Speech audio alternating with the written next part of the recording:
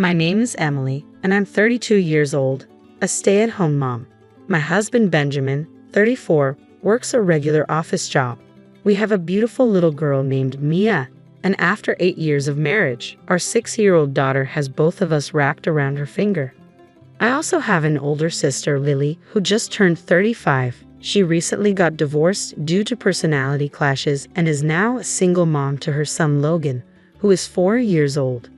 One day, we had planned a trip to the zoo with just the 4 of us. Unfortunately, I caught a cold and had to stay in bed. Benjamin decided to take the day off from work and still take Mia and Logan to the zoo. It ended up being just him and Lily alone despite them being in-laws. Little did I know, that day would mark a change. Fast forward to another day. I was walking down the shopping street on my way home from the grocery store when I glimpsed Benjamin and Lily in a cafe by chance. I was puzzled but had to pick up Mia from after-school care soon, so I headed home without dwelling on it. That night, when Benjamin got home, he casually mentioned they ran into each other and sought shelter from the rain in the cafe. I believed him. However, from then on, he started coming home late more often, asking for more pocket money, and going out on his days off. When Lily visited, their relationship seemed more intimate than before, leaving me with a string of suspicions. Despite this, I trusted him. Benjamin still adored Mia, and we seemed to have a good relationship. Little did I know, I was the only one who thought everything was fine. Then, an incident occurred that shattered my illusion. One day, as usual, Lily came over to our house. A friend invited me on a trip. "Would you mind taking care of Logan for about a week? It's in the Bahamas?" she asked persistently. Initially hesitant, I understood Lily had it tough since her divorce. Despite my reservations, I reluctantly agreed. As Lily's departure approached, Benjamin announced he would be out of town for a few days on a business trip. Surprisingly, it was the same day as Lily's trip to the Bahamas. Was this merely a coincidence? Was it my imagination that Benjamin seemed secretive and overly attached to his phone? Was it my sister's tough times clouding my judgment? The morning of Lily's trip, she arrived with Logan. I noticed immediately that something was wrong. Logan's hand was hot, his body feverish. Lily confirmed he'd had a fever since yesterday. "We can't delay. We need to get him to a hospital quickly," I insisted. But then Lily dropped a bombshell. "I'll leave Logan to you." Shocked, I protested. "You can't possibly leave a sick child behind." "I have no choice. We've planned this trip for a while. Please take good care of him," she said, brushing off my concerns. Despite my pleas, she left, leaving me to care for Logan, whose health took precedence over everything else. I couldn't believe it. Logan was suffering with a high fever, and yet his condition worsened from the stress of moving around. I quickly tucked him into bed and placed a cold, damp towel on his forehead. While preparing an ice pillow in the freezer, my husband woke up. "Honey, it seems like Logan has a fever," he remarked. "Really? My sister's awful. She left Logan like this to go on a trip," I replied, frustration evident in my voice. "It can't be helped. They've had this trip planned for a long time, and it's too late to cancel now." "You too, dear. Poor Logan. If you're so concerned, then you should take care of him. Honey, can you do something about your business trip? If Logan has a contagious disease, he might pass it on to Mia." "I'll take care of Logan, and I need you to take care of Mia," I suggested, hoping my husband would prioritize our daughter over his work.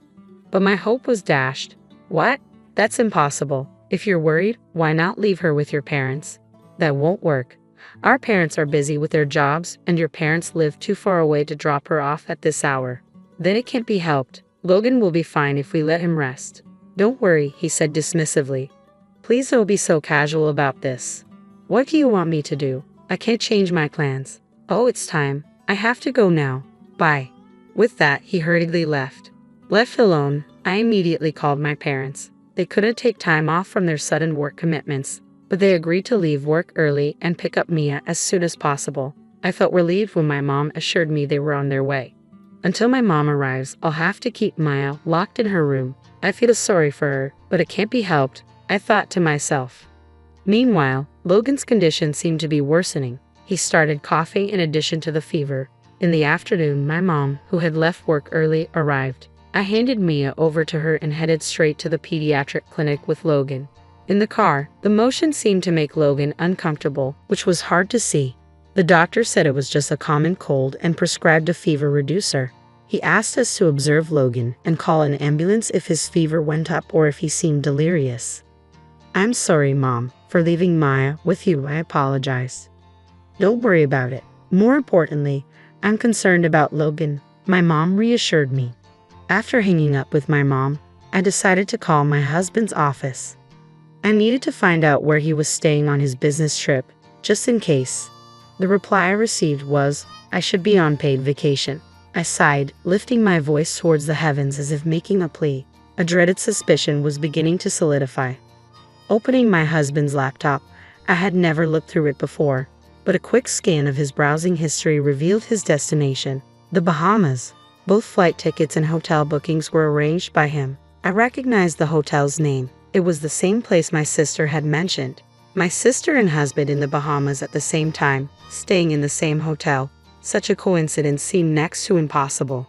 The mere fact that my husband was in the Bahamas, taking paid leave while claiming to be on a business trip, was alarming. Curious, I looked at my smartphone, checking my sister's social media posts. There were no new posts, but looking at her recent ones, although not clearly visible, I could tell she was frequently with someone. The glimpses of clothing I could catch were all too familiar. What changed my suspicion into certainty was a photo where the wristwatch of the man she was with was visible, a watch I had given my husband. Though not expensive, it was from a unique manufacturer, making the odds that another man dressed like my husband, wearing the same watch, would appear in my sister's photo infinitesimally small. And then I found the conclusive piece of evidence, a photo titled Window Shopping, with my sister's reflection on the glass. On the edge of that photo, another person's reflection was undeniably my husband. My blissfully ignorant sister must have posted the picture without noticing her husband's reflection in the glass. My hands trembling, I saved all the pictures. There was no mistake about it. My sister and husband were having an affair. Right now, they were together. I felt everything I had built up with my husband crumbling down all at once. I tried calling them numerous times, but soon a voicemail message started playing. It seemed they had turned off their phones. Logan's fever still hadn't broken. Seeing his distressed face, anger started to rise within me. Despite our young child's suffering, despite being in such a difficult situation right now, my sister and husband were probably laughing, enjoying their vacation in the Bahamas. Could there be a worse story? I was trembling with anger, wondering what to do, but that could wait. First, I needed Logan to recover. However, Logan's fever showed no signs of abating. In fact, it seemed to be increasing. I was shocked when I took his temperature. 42 degrees Fahrenheit. Children tend to run high fevers. He had experienced 40 degrees before, but never this high. Why isn't the fever reducer working? Logan was completely drained. It looked painful for him to even move. What should I do? I fought hard to suppress the panic that was threatening to overtake me. I need to call an ambulance, I decided, clutching my smartphone tightly. Mama, Logan murmured in a small voice, his face contorted in pain. He called for his aunt. Unforgivable. I will never forgive them, I thought as my vision seemed to turn red with anger. Logan's condition took a sudden turn for the worse. A week had passed since then. Contrary to my feelings of sorrow, today was a clear day. Staring blankly at the vast blue sky, tears began to spill over. I had lost count of how many times I had cried, yet the tears wouldn't stop. I could feel Maya's hands trembling in mine. My daughter was crying too. As I lifted her up, I saw my parents weeping uncontrollably over her small, trembling shoulders, along with everyone else in attendance. Suddenly, my smartphone vibrated. I put Maya down and saw my sister's name on the screen. Hello. Emily. Long time no see. I just got back from the Bahamas. I've just landed at the airport. I'm off to pick up Logan. Thanks for looking after him, my sister said cheerfully. It felt like a phone call from another world. He's gone to heaven, I muttered to myself. What? My sister on the other end of the phone didn't seem to understand what I had said. Huh? Heaven? What are you talking about? I don't understand. That's what I'm saying. He went to heaven while you were on your trip to the Bahamas. Huh? I don't understand what you're saying. You'll understand when you get here, I replied, my voice heavy with grief. The funeral is over and we're at the crematorium. Huh? Crematorium? My sister sounded confused. When I tried to explain the location of the crematorium, she abruptly hung up the phone. Logan? My sister just got out of the taxi and dramatically changed her expression as she started running. She called his name and looked around, but Logan was nowhere to be found. Where is he? He's not here. Of course he's not. What do you mean? I slowly pointed in one direction towards the crematorium. The crematorium doesn't emit smoke like it used to, but it's true. He's being cremated right now, I whispered. Logan? That day, the day you dropped off Logan. His fever shot up to 42 degrees Fahrenheit all at once. 42 degrees Fahrenheit. The antipyretic we got from the pediatrician had no effect. His condition worsened rapidly. We had to call an ambulance in a panic. So that means Logan is... I don't want to answer that. We're in the middle of a funeral, I said, spreading my arms wide, pointing at the crematorium. Hey, what does this mean? What happened to Logan? Why are you here? Someone shouted in place of my speechless sister. It was my husband. Unbelievably, he had come here with my sister. What does that matter right now? What about Logan? Of course it matters. Not losing to my husband's voice, I shouted back, how can you two just abandon your family and go on a secret love trip? Moreover, Logan had a fever, and even when I said I needed help, you ignored me and went on your trip. Are you out of your mind? Who? What are you talking about?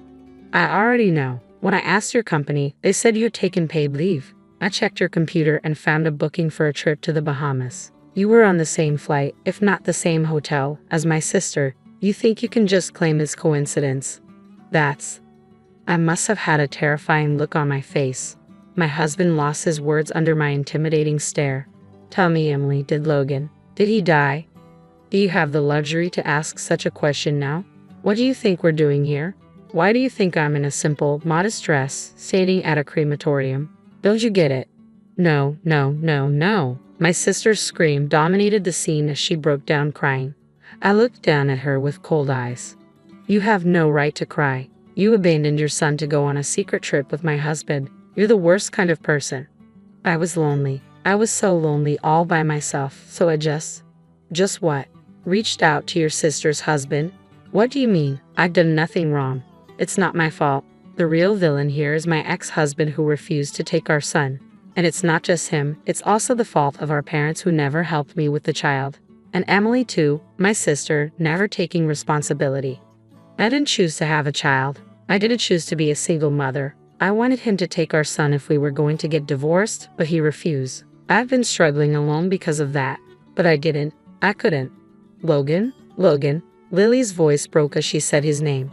It was her lover. My husband comforted her as she collapsed into tears. It seemed they were no longer interested in hiding their affair. Don't blame everyone else for your problems. Our parents and I have helped as much as we could. You can't justify leaving a sick child to go on a tryst. Not realizing how rotten you are, you're the worst. Hey Emily, isn't that a bit harsh? Lily just lost Logan. She's in shock. Shut up, accomplice. I'm divorcing you, so be ready to pay what you owe. What? What does that have to do with anything? It has everything to do with it. My husband and I argued while my sister cried. It was a chaotic situation. Our parents approached my tear-streaked sister, started blaming them. To add, Mom, why didn't you take care of Logan properly? Why did you let Logan? Suddenly, there was a loud slap. Enough with your nonsense. It was my father who slapped my sister's face. Don't blame others when you were the one who abandoned your child. And having an affair with your sister's husband, you shameless woman. I'm ashamed to have raised you like this. My sister cried even louder at her father's words. I wanted to punch my husband too. I was glaring at him when... Mommy. I heard a little boy's voice. My sister quickly turned around. There. What? Logan? My sister ran towards them, but the man quickly moved Logan out of her reach. Hey, what are you doing, Andrew? The man holding Logan was Andrew, my sister's ex-husband. He was the one who divorced my sister, citing irreconcilable differences. What are you doing leaving Logan like that? He's my son too. I complied with the court's decision that it's better for a mother to have custody, even though you insisted on not giving me parental rights. But you wouldn't let me see him, no matter how many times I asked. My worry proved justified. You're not fit to be Logan's mother. Just shut up. You should just pay the child support.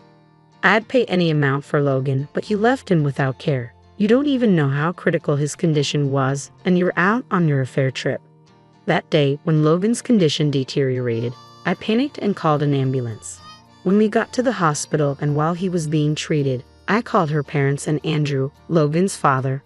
He was surprised when I told them my sister was on a trip with my husband. After that, Logan, who was discharged from the hospital in good health, was resting at Andrew's and his parents' house. Wait a minute, you're saying Logan's okay? Then whose? My husband asked, puzzled, staring at the crematorium. It's her grandmother. Our grandmother. Mother to me and my sister, and great-grandmother to Maya and Logan, I replied. She was in her advanced years and bedridden, living in a nursing facility. She passed away recently from old age. Despite being bedridden, our grandma was quite lucid and doted on her great-grandchildren, Maya and Logan. Whenever we visited her at the nursing home, she would light up with joy. Her sudden departure left us, my parents and Maya, in deep sorrow, unable to do anything but grieve. Logan, who had been ill, couldn't attend the funeral. However, since he'd called my sister to the crematorium, Andrew was there. His fever had subsided, and he looked well. You tricked us. No one said Logan had died. My sister accused us with her eyes, but it was we who had the right to accuse. I didn't hear about Grandma's death either, she snapped back. I tried calling both of you several times to tell you about Grandma's passing, but the line was always busy. Considering how kind she was to you, it's unfathomable that you're this late. Enough. You're all making fools of us. Logan, let's go home. You don't want to stay with such a man. You want to be with Mom, right? Andrew, give Logan back right now. Will you ever stop? The one who scolded my sister, who was bearing down on Andrew, was her father. Do you still think you can keep Logan with you after all of this? What you've done could have gotten you in legal trouble for child abandonment. You've proven to be an unfit mother. Never think you'll be allowed near Logan again. Logan will be raised by Andrew. Dad, how could you? We've decided to fully support Andrew and hire a lawyer. You are no longer our daughter. We're cutting ties with you. Mom. My sister's face went pale at her parents' harsh words. I stood in front of her with a firm stance. I'm divorcing my husband, so why don't the two of you stick together? You seem fine leaving your children behind to go on an overseas trip. Upon hearing this, my husband burst out, Emily, wait, it was just a lapse in judgment. Lily and I were just fooling around. The ones who matter to me are you and Mia. Then my sister also started shouting, what do you mean fooling around? You told me you no longer loved Emily and that I was the only one you loved. Stop the noise. I just love my daughter. Don't mess with me. As the storm reignited between my husband and my sister, we left the scene with my grandmother's ashes. After that, despite many disagreements with the help of a lawyer, I managed to settle everything. Logan went to live with his dad. I thought he might feel sad being away from his mother, but he was rather pleased. It turned out my sister wasn't functioning as a mother at all. My husband and I had our disputes. Well, more accurately, my husband was absent. After being scolded by both my parents and his, he was feeling down. Then our daughter landed the knockout punch. I don't need daddy. She might be only 6 years old, but girls mature quickly. She must have understood her father's despicable actions in her own way. When our daughter looked at my husband like he was a bug, I couldn't help but laugh. For my husband, who adored his daughter, no, my ex-husband, there could be no greater punishment. He was allowed to see his daughter, but whether she wanted to see him was up to her. And so, the storm came to an end. Maya and I returned to my parents' home and are living peacefully. My parents are thrilled to live with Mia. She's starting elementary school next year, so we're excited about the preparations. I plan to find a job when she starts school. Logan comes by every now and then with Andrew. He looks totally different. His face is brighter and he's always smiling. Meanwhile, my sister and my ex-husband seem to have ended their relationship quite easily. I guess it was really just a fling for my ex-husband. Perhaps upset about being disliked by his daughter, he dumped my sister without hesitation. However, his despicable affair with his wife's sister became known at his company, which questioned his character. He was relocated to a remote area that will make it even more difficult for him to see his daughter. As for my sister, after being abandoned by everyone, she seemed to live like an empty shell for a while. Then she disappeared. We filed a missing persons report, but I have a feeling we'll never find my sister. That's just the feeling I get. So, there I was, elbow deep in a bin of discounted scarves at Maribel's, my workplace and practically my second home, when I first heard his voice. "Hey, is this the line for the register, or are you just guarding the best deals for yourself?" I popped my head up, a bit annoyed at first. After all, snagging the best bargains required focus. But then I saw him, James, with a crooked smile and a camera slung around his neck. "No line here," I said, standing up and straightening my blouse, a vintage find I was particularly proud of. "Just making sure none of these treasures slip away." He laughed, a nice, easy sound. "Mind if I dive in?" "I'm looking for something to jazz up a shoot. I'm a photographer." "I could tell by the camera," I said, and we both laughed. It was a straightforward conversation, nothing fancy, but it clicked right away. James had an eye for style, which I guessed came with his job. As we talked, he mentioned he was at Maribel's to pick out accessories for a fashion show shoot. I told him about my knack for putting together killer outfits from sale items and leftovers. We chatted more about fashion, photography, and our favorite spots in the city to find hidden gems. Before we knew it, an hour had passed and we were still rifling through the bins together. "You know, you should come to the fashion show this weekend," James suggested. "See what I do with these scarves you helped me pick." I hesitated for a moment. I wasn't used to getting invites to shows, usually just cleaning up after them at the store. But something about James's straightforward manner made me want to say yes. "All right, I'll come. It'll be nice to see the scarves in action instead of folded up in a bin." "Great," he said, his eyes lighting up. "It's a date then." "Well, not a date, unless you want it to be." We exchanged numbers and went our separate ways, but not before he bought a ridiculously flamboyant scarf that I had jokingly suggested. The rest of my day at Maribel's flew by. I couldn't stop thinking about how natural it felt to talk to James. It wasn't just his looks, though. Okay, he was pretty cute. It was the way he seemed genuinely interested in what I had to say. And in a world where fashion could be all about the price tag, his appreciation for my budget-savvy skills felt refreshing. The weekend couldn't come fast enough. I found myself looking forward to seeing James again and curious about the fashion show. True to his word, James met me outside the venue, his camera in hand, ready to capture the event. The show was fantastic, the models looked stunning, and the scarves we'd picked out added just the right pop of color. Afterward, James and I headed to a cozy cafe nearby to talk more over coffee. Sitting across from him, I felt a connection that was hard to ignore. We talked about everything, from our favorite bands to our shared passion for thrift shopping. James laughed at my tales of epic sale conquests. "You really have an eye for this," he said, stirring his coffee. "Ever thought of doing it professionally?" "Every day of my life," I admitted. "But it's tough to break into styling full-time without the right connections." Things moved quickly after that. Before I knew it, James was introducing me to his family. His parents were warm and welcoming, which eased my nerves a bit. His mom, Linda, hugged me right away, and his dad, Mark, was all smiles as we sat down for dinner at their place. "You have a lovely home," I complimented, genuinely impressed by the cozy decor. "Thank you, dear," Linda replied. We tried to make it welcoming. Dinner was going smoothly until Claire, James's younger sister, walked in. She was the complete opposite of the warm reception I'd received so far.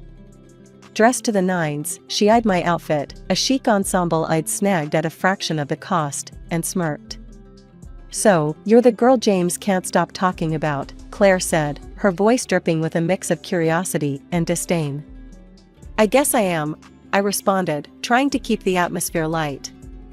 Our conversation was interrupted by Mark's compliment about my outfit. "You look wonderful tonight, Elise. James tells us you're quite the bargain hunter." Proudly, I said. "Thank you. Yes, I love finding good deals. Makes fashion more fun when it's like a treasure hunt." Linda nodded in approval, but Claire just rolled her eyes. I couldn't stand wearing something so economical. I prefer the finer things in life, not leftovers from a clearance bin. Mark frowned slightly at his daughter's rudeness. Claire, you could learn a thing or two about saving from Elise here. Oh, please, Claire scoffed. I'm not about to pinch pennies and miss out on the best. Life's too short for second-hand silk. The table went quiet. I felt my cheeks burn with embarrassment. James, meanwhile, just gave Claire a weak smile and didn't say a word. It stung that he didn't stand up for me. After dinner, as we were leaving, I couldn't hold back any longer. James, why didn't you say anything? Your sister was outright rude. He sighed, a look of discomfort crossing his face. Look, Elise, I know Claire can be a bit much, but she's my sister. I have to stick by her, you know? But sticking by doesn't mean you let her walk all over me, or anyone, for that matter, I countered, frustrated. James ran his hands through his hair. It's complicated. We've always been close, and I don't want to stir up drama. Let's just ignore her comments, okay? I nodded, not quite satisfied but willing to let it go for the moment. However, deep down, I knew this was something we'd have to address sooner or later. If things were going to move forward with James, he needed to know that I wasn't just going to roll over and take that kind of treatment, not from Claire or anyone else. Things with Claire went from bad to worse after that dinner. It was like she had it out for me, finding every opportunity to dig into my lifestyle and choices. One sunny afternoon really highlighted the tension between us. I was on my way to check out a sale at a high-end boutique when I heard someone call out in a loud, mocking tone.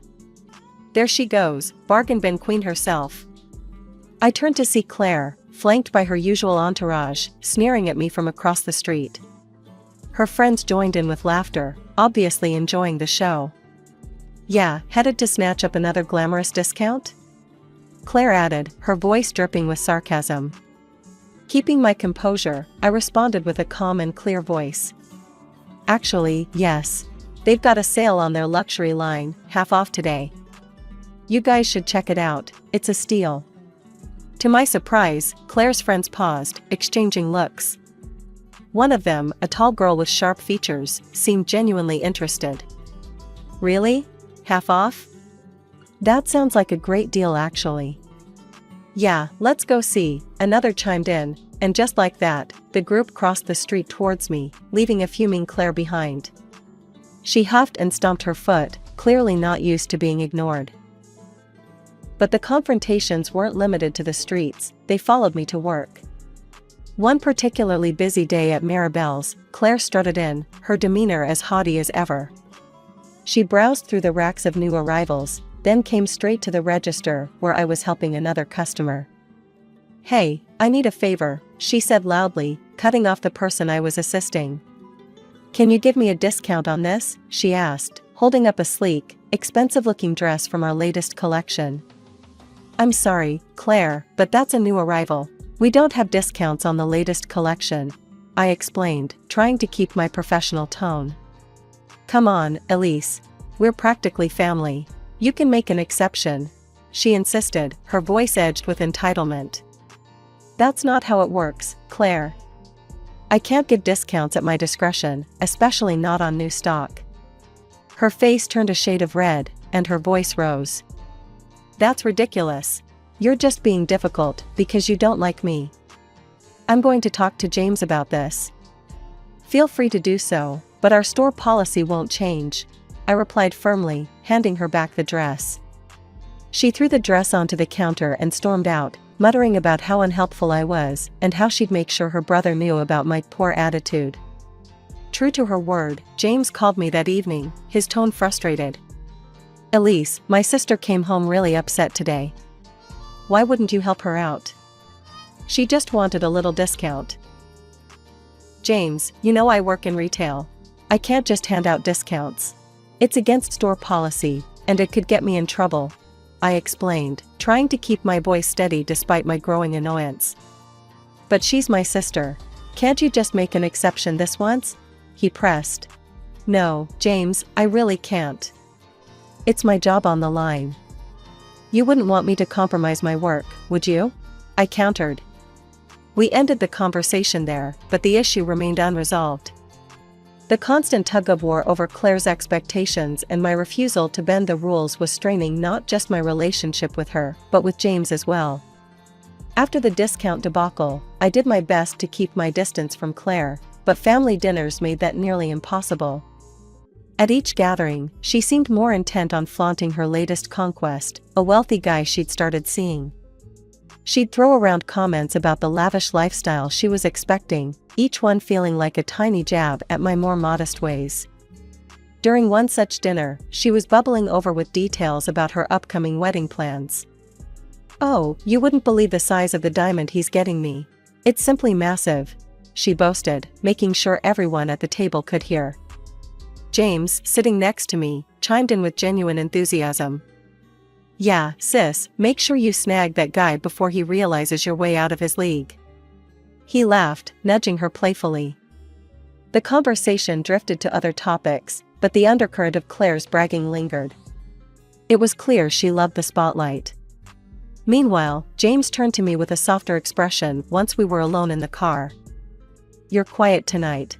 Everything okay?" he asked, reaching over to squeeze my hand. "I'm fine, just thinking about our own plans," I said, forcing a smile. His eyes lit up. "Speaking of which, I've been meaning to ask you." He trailed off, and I felt my heart skip a beat as he pulled a small box from his jacket pocket. "Elise, will you marry me?" he said, opening the box to reveal a beautiful, simple ring that was perfectly my style. Tears sprang to my eyes, not just from the joy of the moment, but also from relief. "Yes, James, of course, I will." We spent the next few months deep in wedding planning. I threw myself into every detail, designing the style of the celebration with a keen eye. I ordered a special wedding dress with a large bow, something unique and stunning. I sketched and planned each aspect of the decor, from the photography areas to the table settings, ensuring everything followed a cohesive, elegant theme. At home, I spread out my designs on the living room floor, poring over fabric swatches and invitation samples. James watched, impressed with my dedication. "This is going to be incredible, Elise. You have such a great eye," he said, leaning over to examine a sketch of the archway I designed. "I just want it to be perfect. I want our guests to feel as special as we will on that day," I replied, my eyes scanning the room, imagining how it would all come together. We kept all the plans and sketches in a folder at home, a folder that became more stuffed with ideas and confirmations as the days went by. Every now and then, James would flip through it, nodding approvingly at my latest additions or suggesting little tweaks. Things started to feel rushed when Claire announced her wedding date, which was suspiciously set for 2 months before mine. I couldn't help but think she was trying to upstage me. Meeting her fiancé, a polite guy from a wealthy background, I figured he didn't really know what he was getting into. He seemed nice enough, but oblivious to Claire's competitive streak. One afternoon, I was out shopping with Linda, my future mother-in-law, trying to pick out some last-minute decorations for Claire's wedding, as well as some items for my own. We decided to take a break and grabbed some coffee at a nearby cafe. Linda stirred her coffee, looking a bit distressed. "I just don't understand Claire sometimes.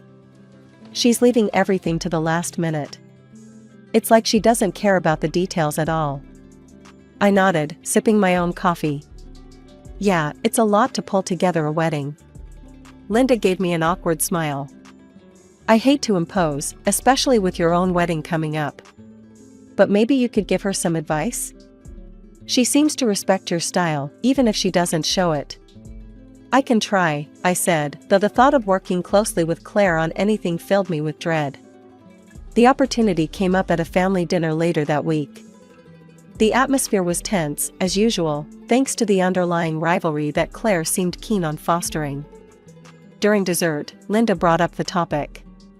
"Elise has been doing such a wonderful job planning her wedding," Linda began, casting a meaningful glance my way. "Maybe she could give you some tips, Claire?" Claire, who had been halfway through bragging about her honeymoon plans, paused and looked at me. Her expression was hard to read. "Thanks, but no thanks, Mom. I've got it covered." Relief washed over me, and I quickly chimed in. "Of course, whatever works best for you." "Yeah, I want my wedding to be unique, you know? Not like anyone else's," Claire added, a bit pointedly. The conversation moved on, but the jab lingered in the air. I just shrugged. If Claire wanted to take on everything herself, that was fine by me. Less drama to deal with. As the days ticked down to Claire's wedding, I threw myself into finalizing my own plans. My days were filled with calls to vendors, fittings for my dress with the large bow that I adored, and meetings with the decorator to ensure every detail was perfect.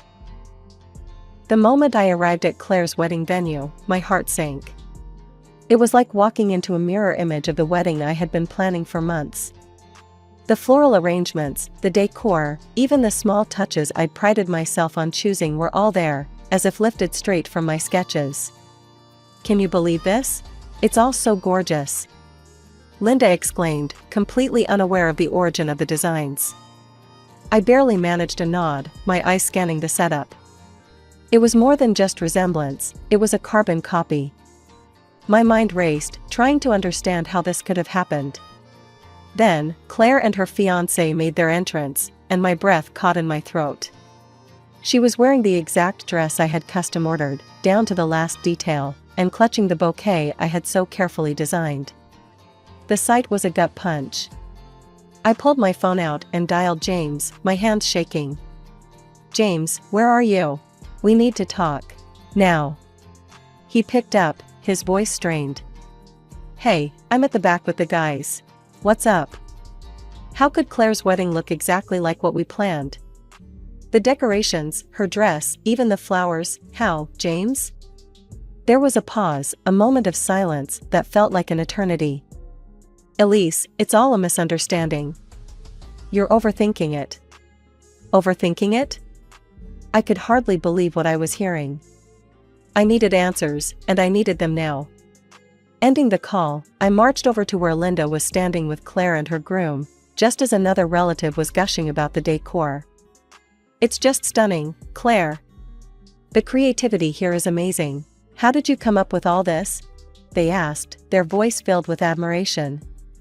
Claire glanced at me, her smile faltering for a moment before she regained her composure. "Oh, you know, I've been planning this for months. Wanted to keep it a surprise." I couldn't hold back. "Really, Claire? When did you start planning?" "Because it looks exactly like the plans I have at home. The ones I showed to James." The area went quiet. Heads turned. Claire's face turned a shade of red, but it was James's reaction that caught my attention. He hurried over, his expression pleading. "Elise, let's not do this here. It's her big day," he whispered, trying to lead me away by the elbow. Ignoring his attempts, I pressed on. "No, James. I want to know why my wedding, our wedding, has been replicated here today." Linda, looking between us, finally spoke up. "What's going on? Elise, are you saying these are your ideas?" "Yes," I said firmly. "Every single one of them. And the dress. That's my dress, the one I chose for our wedding." The crowd murmured, and Claire's husband looked between us, confusion written all over his face. James finally spoke, his voice calm but cold. "Elise, the wedding is months away. I thought it wouldn't matter." Claire liked the ideas, and it saved money.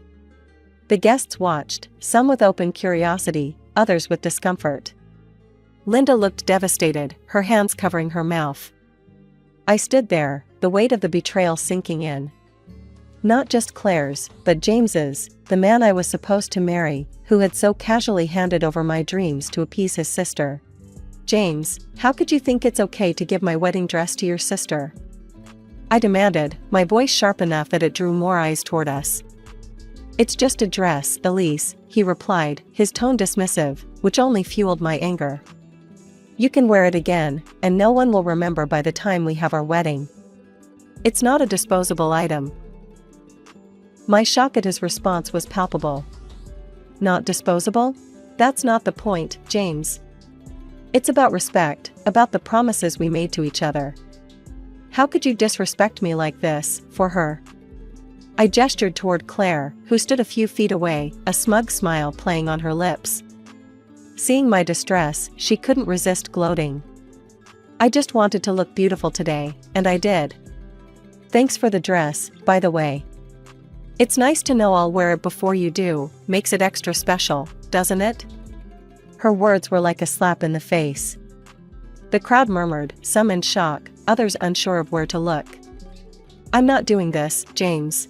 I can't marry someone who thinks so little of me, someone who sacrifices my happiness for his sister's whims, I said loudly, my voice steady despite the turmoil inside. Before he could respond, his parents stepped forward.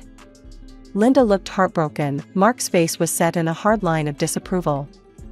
James, what you did was wrong.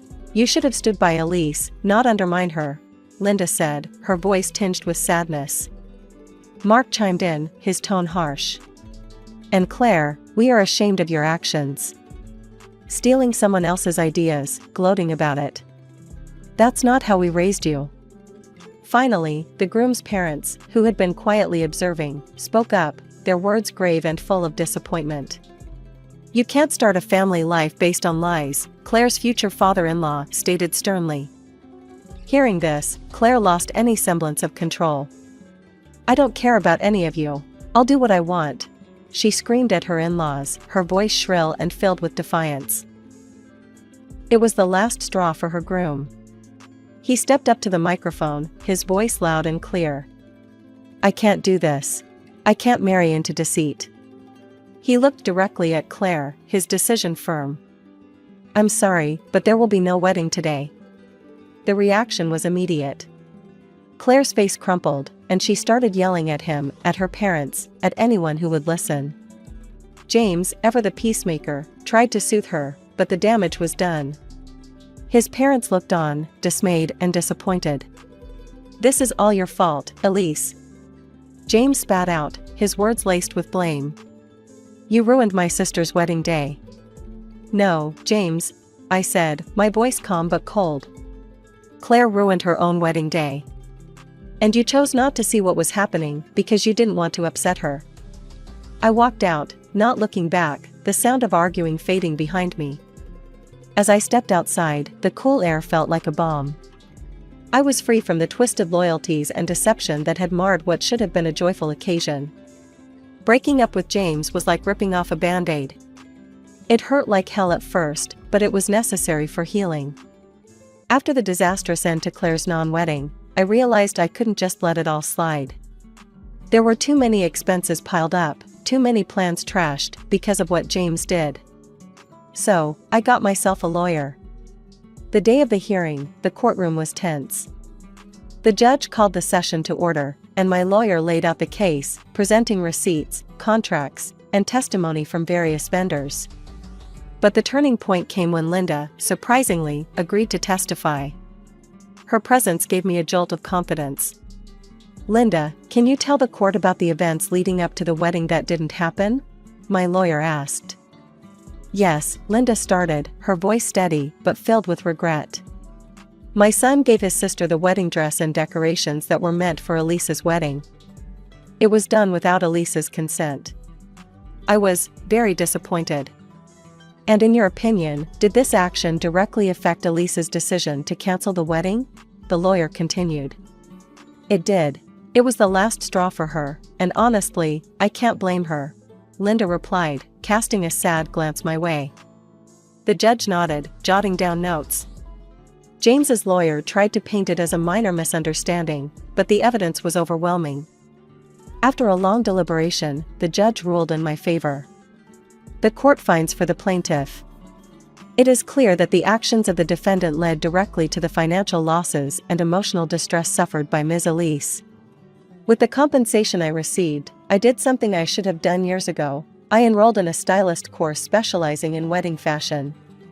The money helped me quit my job at Maribel's, giving me the freedom to focus entirely on building my dream career.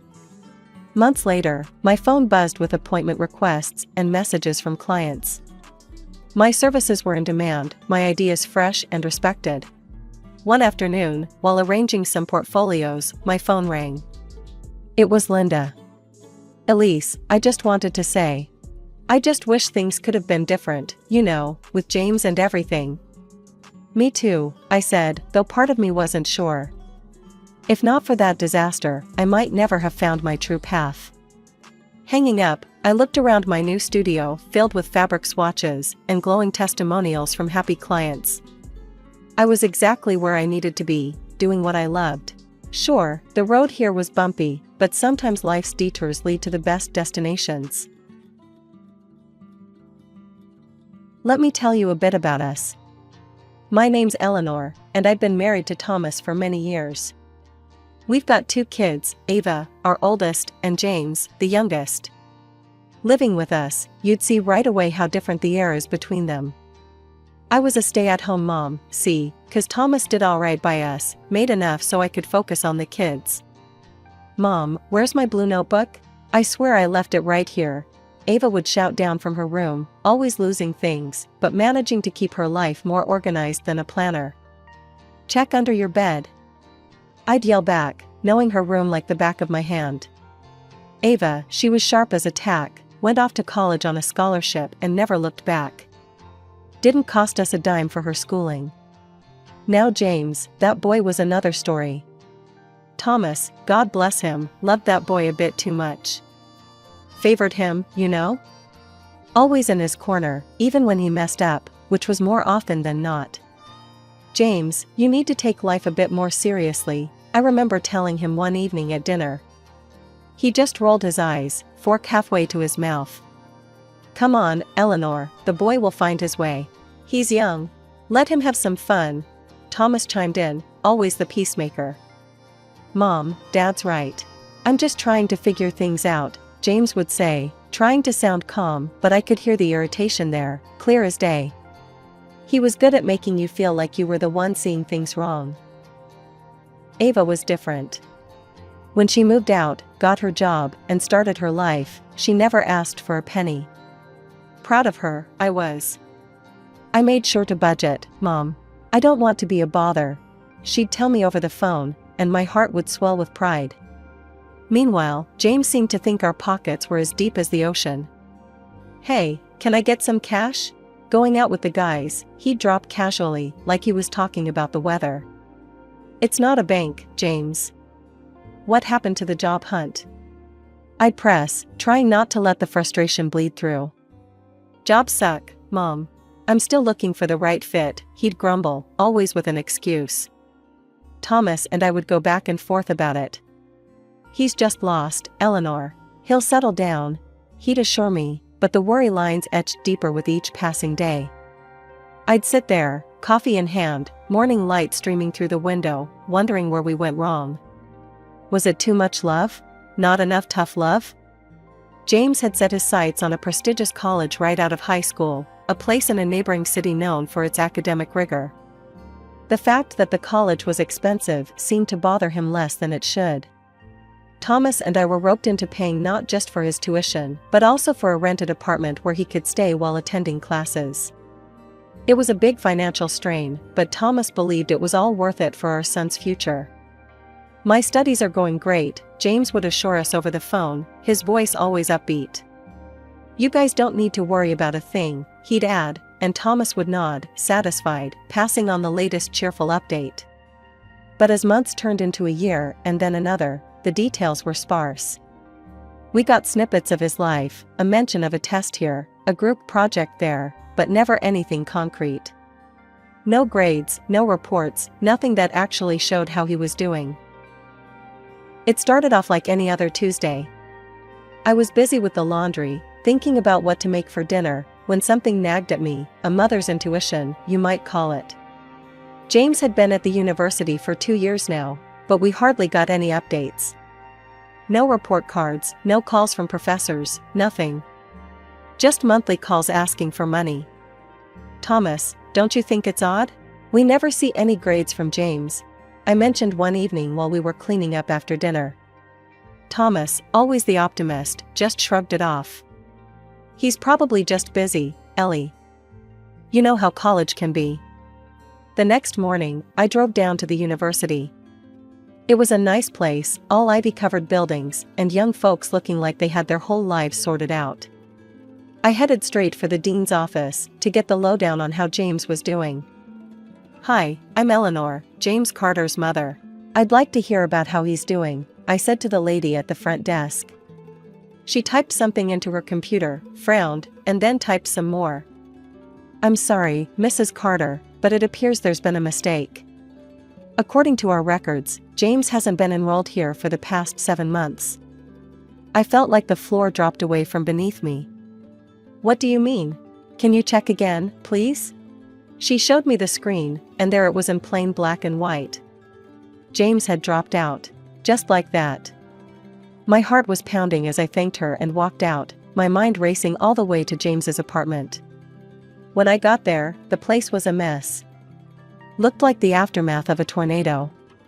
Beer cans, pizza boxes, clothes all over the place. And there, on the couch, was James, sleeping like a baby in the middle of the day. "James!" I shouted, louder than I intended. He jolted awake, all bleary-eyed and confused. "Mom? What are you doing here?" he mumbled, sitting up and rubbing his eyes. "I went to your college today. They told me you dropped out. Why didn't you tell us, James?" He looked away, then back at me. "I was gonna, I swear. Just, things got out of hand, and..." "Out of hand? James, we've been sending you money every month. Your father works hard for that money. And here you are, throwing parties and lying to us?" He tried to say something, then stopped. His eyes couldn't meet mine. "I'm sorry, Mom. I messed up." I left his apartment with my heart heavy and my mind in turmoil. That night, I told Thomas everything. He was upset, more than I'd seen him in years, but he didn't want to give up on James. "We'll get him back on track," he said, always believing there was a way to fix things. 5 long years rolled by just like that, filled with the same old song and dance. Ava, my daughter, she's the type to grab life by the horns. Worked her fingers to the bone, climbed that career ladder fast and never looked back. Saved every penny she could with her fiancé, Mike, and when it came time for them to tie the knot, they did it all on their own. It was a beautiful, modest ceremony, just like Ava. No fuss, all class. Then there's James. Still out there, floating like a leaf in the wind, looking for himself, as Thomas likes to say. He hopped from one job to another, all thanks to Thomas's buddies giving him chances he never quite caught hold of. After Ava's wedding, which James attended with a bored look plastered across his face most of the time, he dropped a bombshell on us. He was getting married too, and oh, you should have seen the girl he brought home. Lisa, her name was, and she was as sharp as a marble. Selfish? Sure. But James was smitten, or so he claimed. I wasn't too keen on her, to be honest. "James, are you sure about this one?" I asked him one evening while we were cleaning up after dinner. "Mom, Lisa's great, you just gotta get to know her better," he shot back, all defensive like I was attacking him. And just like that, they planned a wedding that could have been mistaken for a royal affair. Of course, they expected Thomas to foot the bill, which he did without even batting an eye. "Thomas, can we talk?" I cornered him one evening after the plans were underway. "What's on your mind, Ellie?" he asked, though I could tell he already knew. "It's this wedding, Thomas. And everything else we keep paying for James. When is enough, enough?" I was nearly at my wit's end. "He's our son, Ellie. We can't just cut him off," Thomas sighed, running his hands through his hair. "I know he's our son, but look at Ava. She never asked for a dime. Worked for everything she has. Doesn't that tell you something?" I could feel my voice rising, frustration boiling over. "Eleanor, we've been over this. James is different. He needs more help," he said, his tone final, leaving no room for arguments. And so, the wedding happened. It was as grand as they come, leaving Thomas and me with a lighter wallet and me with a heavier heart. No sooner had the wedding bells stopped ringing than James was asking for more, this time an apartment and a monthly allowance to boot. Can you believe that? After all we've done already? I vented to Thomas one night. He's trying to start a new life with Lisa. They need our support. Thomas tried to justify, always the peacemaker. Support, Thomas? It's like we're funding a never-ending party for him, I snapped, unable to hold back my dismay. Despite my protests, Thomas went ahead and bought them an apartment. The monthly check started flowing soon after. Every time I signed one of those checks, a part of me wilted. I loved my son, God knows I do, but this was getting to be too much. Ava managed. Why can't he? I muttered under my breath every time I sealed an envelope. Life trudged on like this, me simmering with every check, every call for more money. Thomas and I had more than a few rounds about it. He'll settle down, Ellie, just you wait and see, he'd always say. But me? I wasn't too sure anymore. Something had to give, and I was beginning to worry it might be us. The day Thomas died was the day part of me died too. He was gone, just like that, a heart attack right in the middle of his workday. Nobody saw it coming. It hit me like a freight train, one minute he was there, the next, just a memory. I was shattered, barely holding the pieces together. Ava was my rock through it all. She took charge the way she always does, organizing the funeral, handling the calls, managing everything so I could just breathe.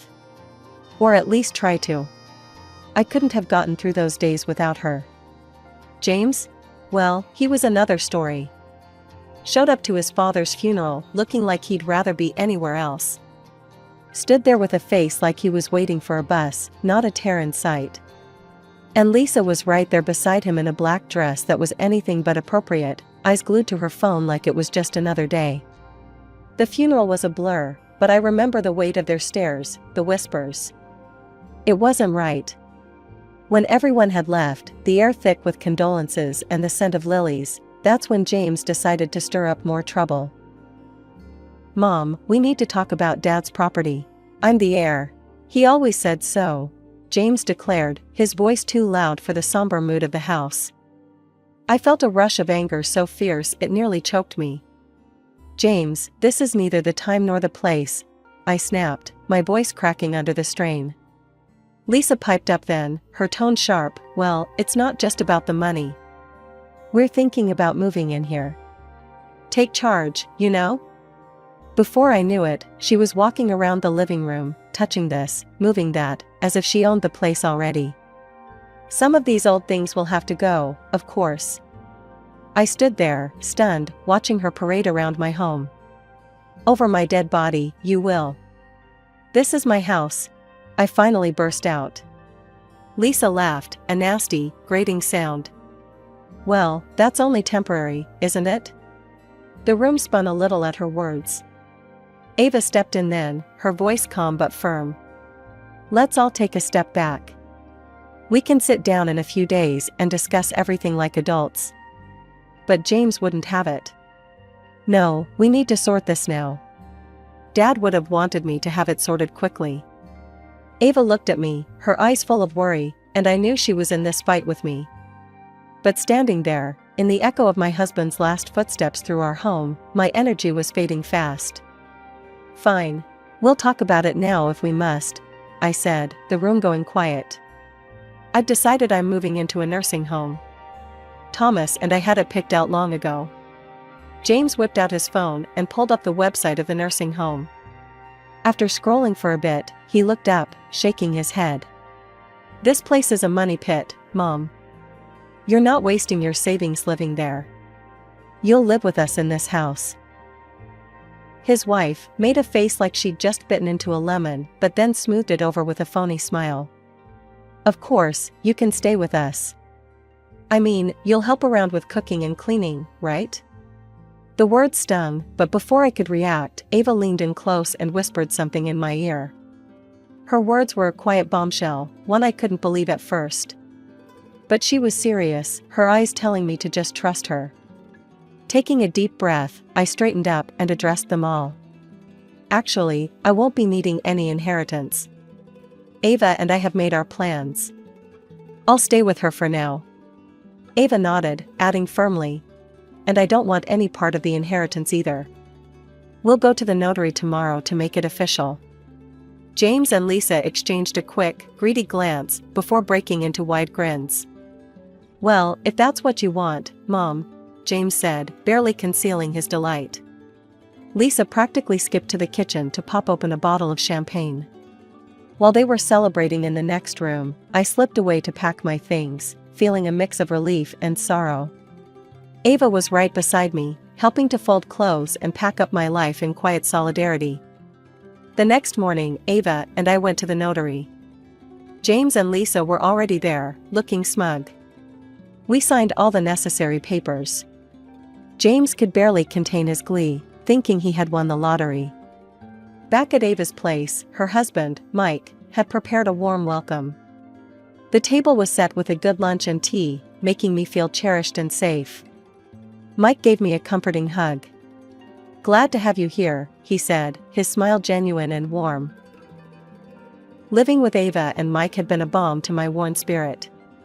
Day by day, I found pieces of myself that had been lost in the chaos of grief and family drama. Ava was ever the caretaker, making sure I was comfortable, offering a listening ear, and just being there, something I hadn't realized I'd been missing so much. It was on a sunny Thursday morning, while I was enjoying a cup of coffee in the garden, that my phone rang. An unfamiliar number flashed on the screen, and I hesitated before answering. "Hello, Eleanor? This is Janet from Pine Grove Care Home." The voice was warm and professional. "I'm calling to inform you that your place here is ready for you." I furrowed my brow, confusion washing over me. "I think there's been a mistake. I didn't book a place at any care home." "Oh, no mistake, ma'am. Your husband, Thomas, arranged for 2 lifetime places here in your name. Since his place is now vacated, you also have an option to receive a refund. The amount would be $200,000. My hand trembled as I held the phone, tears welling up in my eyes. Thomas had always been thoughtful, but this? This was beyond anything I could have imagined. "Thank you," I managed to choke out, overwhelmed by his love even in his absence. I hung up and stared out at the garden, the flowers blooming with no care of the world's troubles, a stark contrast to the turmoil within me. Ava noticed my tears when she came out to join me. "Mom, what's wrong? Who was that on the phone?" she asked, her voice laced with concern. I wiped my eyes, looking up at her. "That was the nursing home. Your father, he had made arrangements for us before he died. There's enough money for me to decide what I want to do without worrying." Ava sat down next to me, taking my hand in hers. "That's amazing, Mom. But you know you don't have to go if you don't want to. You can stay here with us. We want you here." I squeezed her hand, grateful for her and Mike's generosity. "I know, darling. And I appreciate it more than words can say. But your father chose that place with care, thinking of our health and future. They have excellent medical facilities, and honestly, it might be the best place for me to be. I think he'd want me to use it." We spent the rest of the day looking into what Pine Grove had to offer. It was one of the best in the state, with top-notch care, beautiful grounds, and plenty of activities. It wasn't just a nursing home, it was a community where I could thrive, not just survive. "Looks like Dad really was thinking ahead," Ava remarked as we browsed through the photos of the facility online. "He always did, didn't he? Always making sure we were okay," I replied, a small smile creeping through the tears. We decided to visit Pine Grove the following week, to see everything in person and make the arrangements if everything felt right. As we planned, I felt a strange peace settling over me, the kind that had been elusive since Thomas passed. It was a crisp morning, and the air in Ava's house was filled with a mix of cardboard and anticipation as we packed my belongings. That's when the peace was shattered by James and Lisa barging in, papers in hand and fury in their eyes. "Mom, you've got to listen, this is serious." James was red-faced, waving documents like they were flags. I motioned for him to calm down. "James, take a breath and explain what's going on," I said, trying to keep the room from spinning into chaos. "It's Dad's loans, Mom. He took out loans for my wedding, the apartment, all secured against the house. And now, the bank wants their money." His voice was shrill, the panic clear in his eyes. Lisa chimed in, her voice shrill.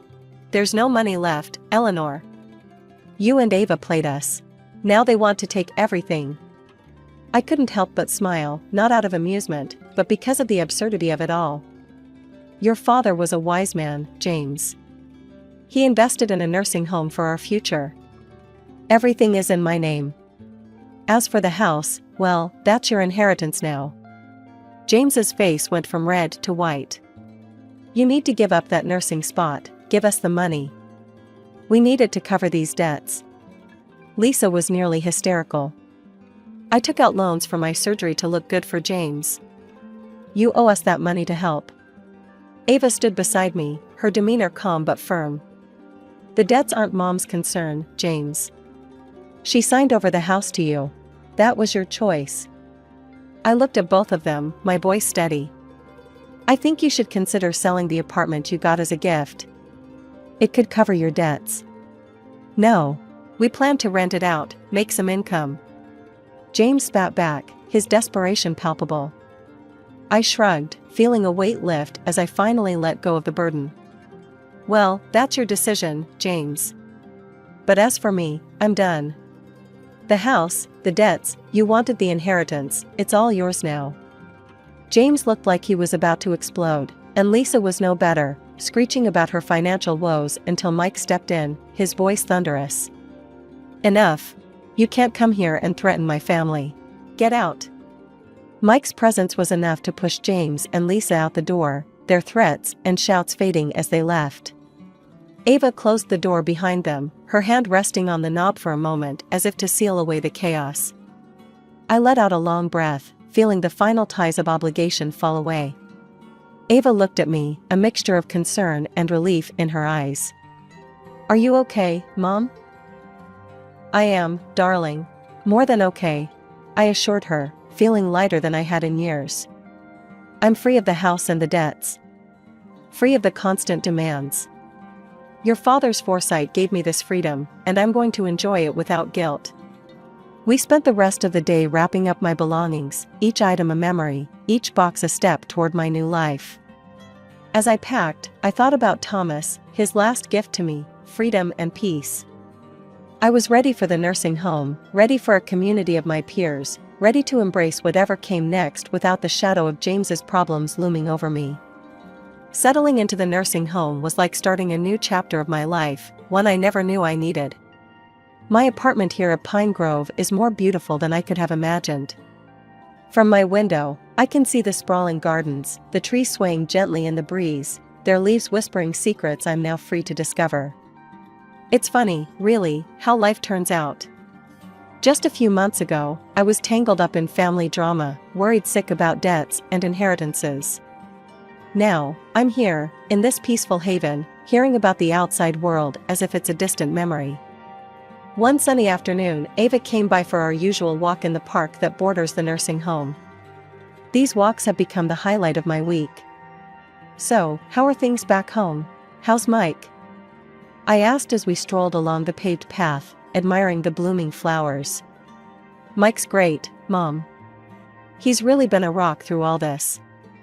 And we've got some news. I'm pregnant. Ava beamed, her face glowing with joy. My heart swelled with happiness. Oh, Ava, that's wonderful. I'm going to be a grandma. I hugged her, feeling an excitement I hadn't felt in ages. As we walked, we talked about her plans, about how she wanted to raise her child, and the laughter we'd share. It was a beautiful feeling, looking forward to life again. And what about James? Heard from him lately? I ventured gently, knowing that part of my heart was still tender where he was concerned. Ava sighed. Yeah, I heard from a mutual friend. He and Lisa sold the apartment and the house to cover their debts. After everything was paid off, Lisa left him. Now he's living in a small rental and had to finally get a job. Sounds like he's learning some hard lessons, I said, not without a pinch of sadness for the son I once held in my arms, thinking the world was his oyster. It's probably for the best, Mom. He's taking responsibility for himself now. It's what you always hoped for, right? Ava squeezed my hand as we paused to watch a pair of ducks glide across the pond. That's true, darling. I always did want him to stand on his own 2 feet. Maybe now he'll find his way, I replied, feeling a mix of relief and resignation. It was hard not to worry, but at least he was making his own path now. Ava changed the topic then, talking about the nursery she was planning, the colors and themes swirling in her creative mind. We laughed and planned, and for a while, I forgot all about the troubles of the past. Living in Pine Grove, I found a community that feels like family. We share stories, play games, and support each other. The staff here are wonderful, always making sure we're comfortable and cared for.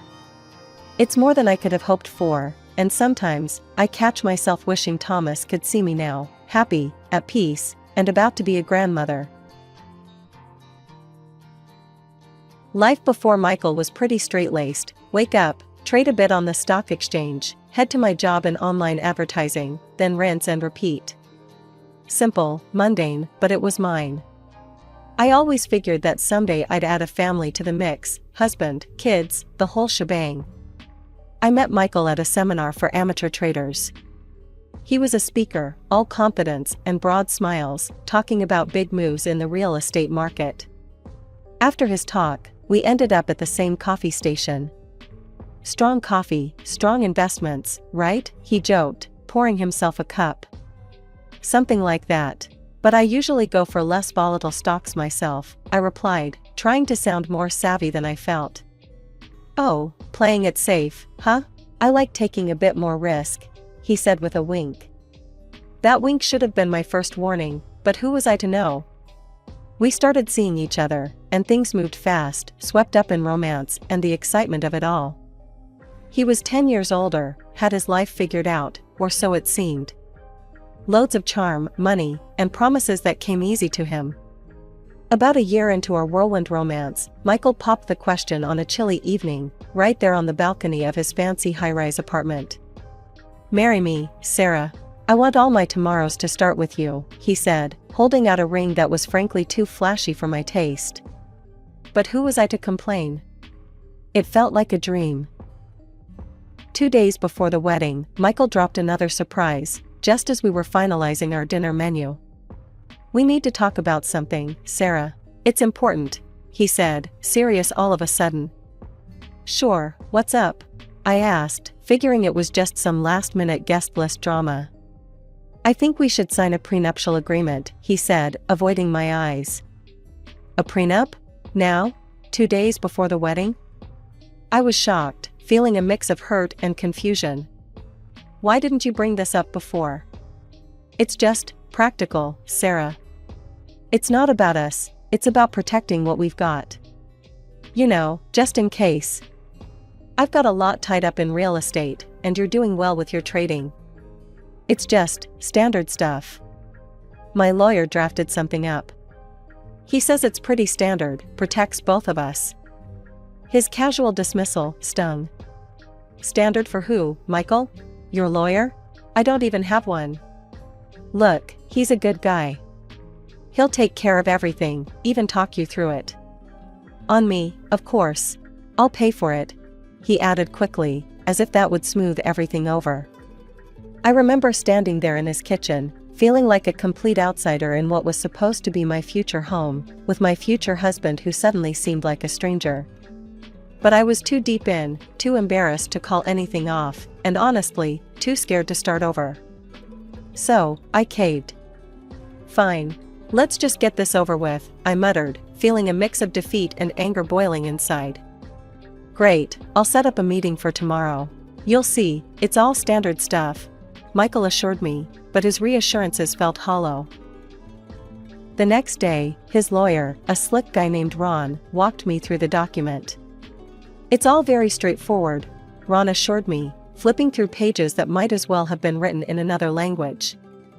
"You keep what's yours, he keeps his. Clean and simple." Clean and simple, right. If only I knew then just how complicated things would get. After the whirlwind of the wedding, which honestly was more of a blur of faces and congratulations than anything, Michael and I settled into what you could call married life. But even that felt more like living with a charming roommate than a husband, what with all the terms we'd signed off on. Michael's life was a series of business calls and trips. Gotta keep the wheels turning, Sarah, he'd say, kissing my forehead before jetting off to some city or another. I mostly stayed back, working from home, trading stocks like it was my lifeline. It wasn't the family life I'd pictured, but then again, what was? His business was booming, and my trading wasn't doing too bad either. But whenever I brought up maybe putting my earnings into buying a place for me, Michael had his own ideas. Hold off on that, babe. I'm eyeing a new property, could use a bit more liquidity, he'd say, always planning the next big purchase. One evening, he came home more stressed than usual. Market's brutal, babe. Got a loan coming up due that I totally spaced on, he admitted over a too-late dinner. Can't you roll it over or something? I asked, trying not to sound too concerned. That's the kicker. It's tied up with my other assets. Bit of a cash flow snag, he explained, sounding tired. Suddenly he remembered my savings, the ones I'd been hoping to put towards a house, maybe start that dream family. You could help, he said slowly. I mean, it'll ease the snag. Michael looked at me then pleadingly, really looked at me, and for a moment, I thought I saw the man I'd fallen in love with. Okay, I'll do it. What's mine is yours, I said, echoing the words he hadn't exactly said but had implied in so many ways. Right, of course, babe. It's just until this thing smooths over. I'll pay you back, he promised, reaching over to squeeze my hand. I nodded, feeling a mix of apprehension and love. Love because I believed in us, in him. Apprehension because, deep down, I knew money and love were a messy mix.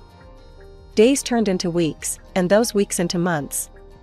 Michael's promises of repayment became as frequent as his business trips, mentioned but never fulfilled.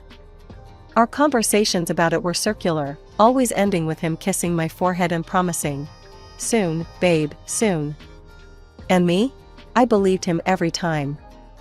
Or at least, I wanted to. Because confronting the truth, that this was becoming less of a marriage and more of a business arrangement, was a reality I wasn't ready to face. The arrival of our son, Jack, was supposed to be the happiest time in our lives, but it quickly turned into one of the most challenging. Michael was often away on business trips, leaving me to juggle the baby, household duties, and my own work. I wasn't just riding the emotional roller coaster of a new mom, I was doing it pretty much on my own. One evening, after a particularly grueling day of balancing Jack on my hip while trading on my laptop, I broached a topic that had been weighing on me. Michael, I was thinking, maybe we could get a little help? Like a nanny? I suggested tentatively over dinner. Michael, who had just returned from a trip to Chicago, looked up from his plate, eyebrows raised. A nanny? Sarah, come on, we agreed you'd handle home stuff. Jack needs his mom, not some stranger. But I'm also trying to work, Michael. The trading doesn't just happen by itself, and it's our livelihood too, I countered, feeling the frustration bubble up inside. You're doing fine. What, you want a medal for doing what you're supposed to do? His tone was dismissive, and it stung more than I expected. You knew what you were signing up for. I'm out earning, you're home with the kid. We're both doing our parts, right? As weeks turned into months, the financial strain began to show. Michael stopped transferring money to our joint account, leaving me to handle all the expenses, the taxes on the house, the car payments, groceries, clothes, everything for Jack. It wasn't just the physical toll, the financial juggle was becoming a nightmare. One night, after paying the latest batch of bills and realizing my account was running dangerously low, I confronted Michael. He had just come back from another trip and was in a surly mood. Michael, the joint account is dry. I had to use my savings to cover everything these last few months. When can you transfer some money? I asked, trying to keep my voice steady. He scoffed, tossing his keys on the table. Oh, come on, Sarah. You live in my house, drive my car, and you're still complaining? You should be grateful. Grateful? Michael, I am managing everything here while you're gone. I'm not asking for thanks, but I need support, I said, my voice rising in frustration. Look, I'm dealing with a lot right now. The business needs every penny. "You're not the only one with pressures, Sarah," he retorted before heading off to the shower, effectively ending the conversation. It was clear I was on my own. I couldn't rely on Michael. I needed to ensure financial security for myself and Jack. That's when I threw myself into stock trading more seriously. Each day, after Jack fell asleep, I'd stay up, researching and making trades. Slowly, my account began to grow, bolstered by a series of successful deals. Keeping this a secret from Michael felt wrong, but necessary. He had made it clear that his money was his. Well, mine would be mine.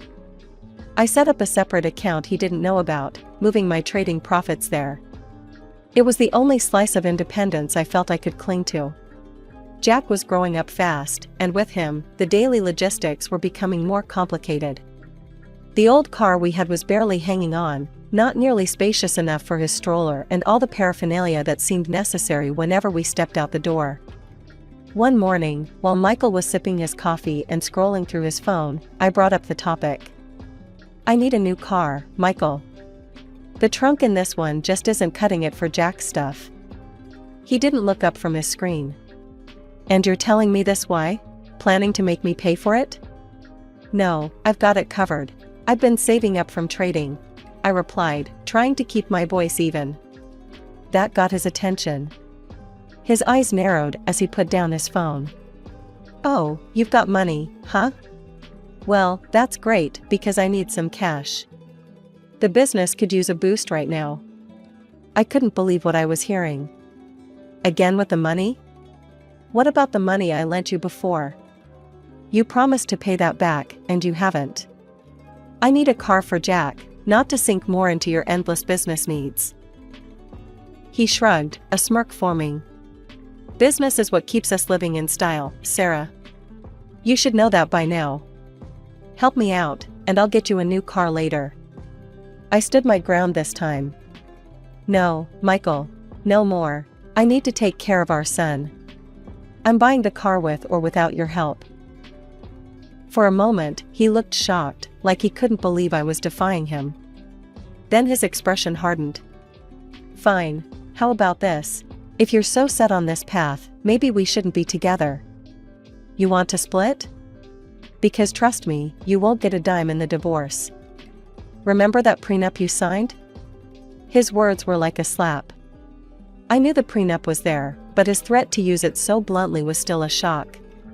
"If that's how you see our marriage, then maybe a divorce is the best thing," I said quietly, the reality of our crumbling relationship hitting me all at once. "Fine by me. But remember, you leave with what you came with, nothing. And you'll need to find a new place to live. Consider this your 3-day notice," he said coldly, pulling out a drawer and tossing the prenuptial agreement on the table between us. I glanced at the document, the unfairness of it all burning in my chest.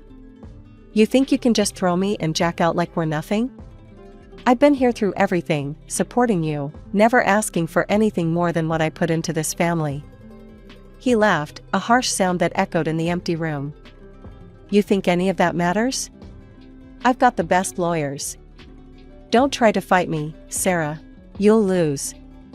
And don't think about taking anything from here, or I'll sue." Packing was a blur of tears and determination.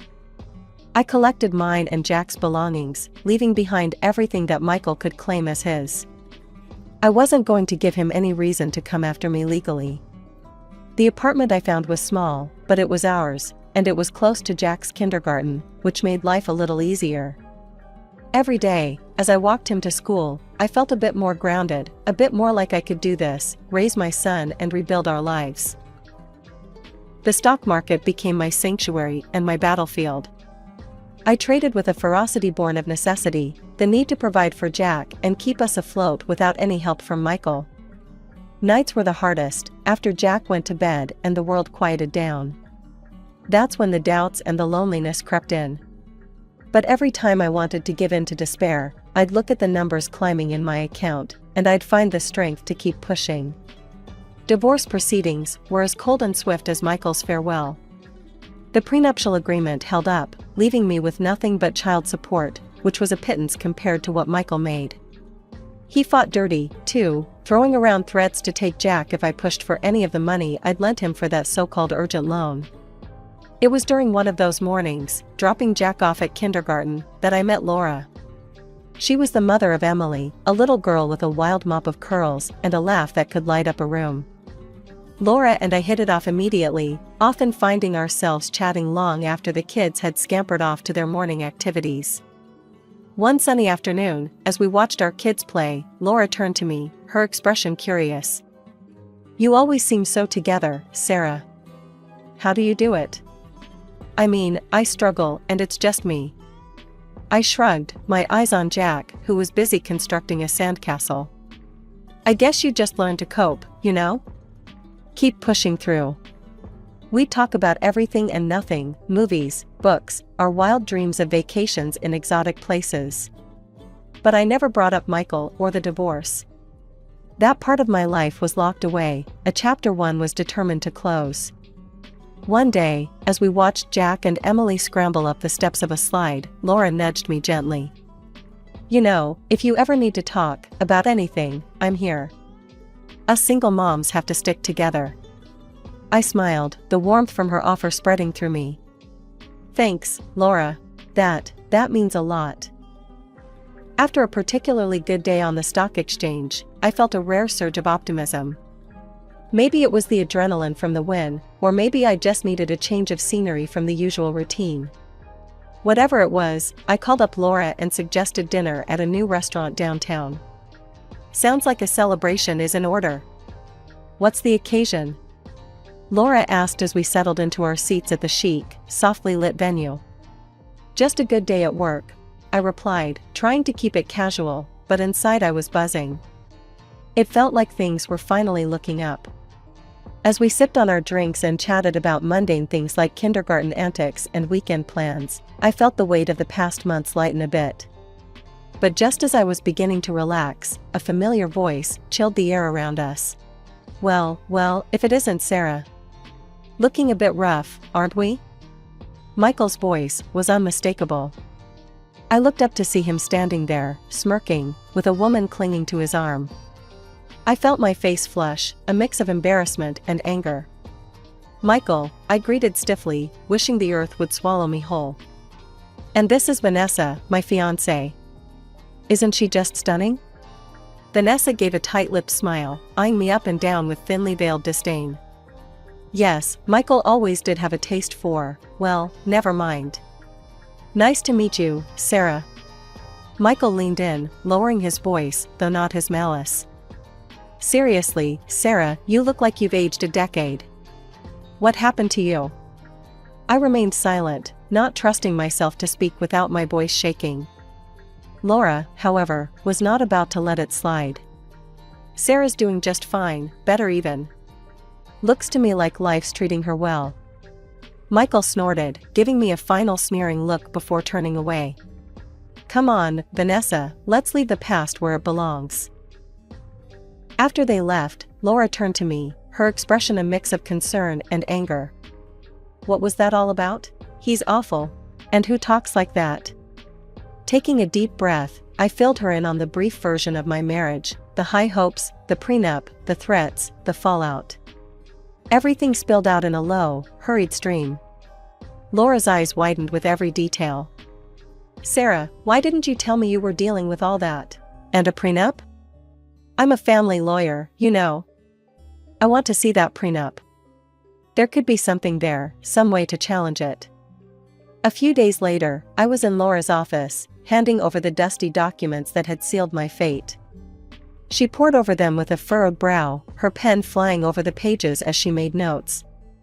"Sarah, there are several issues here," she finally said, looking up from the papers.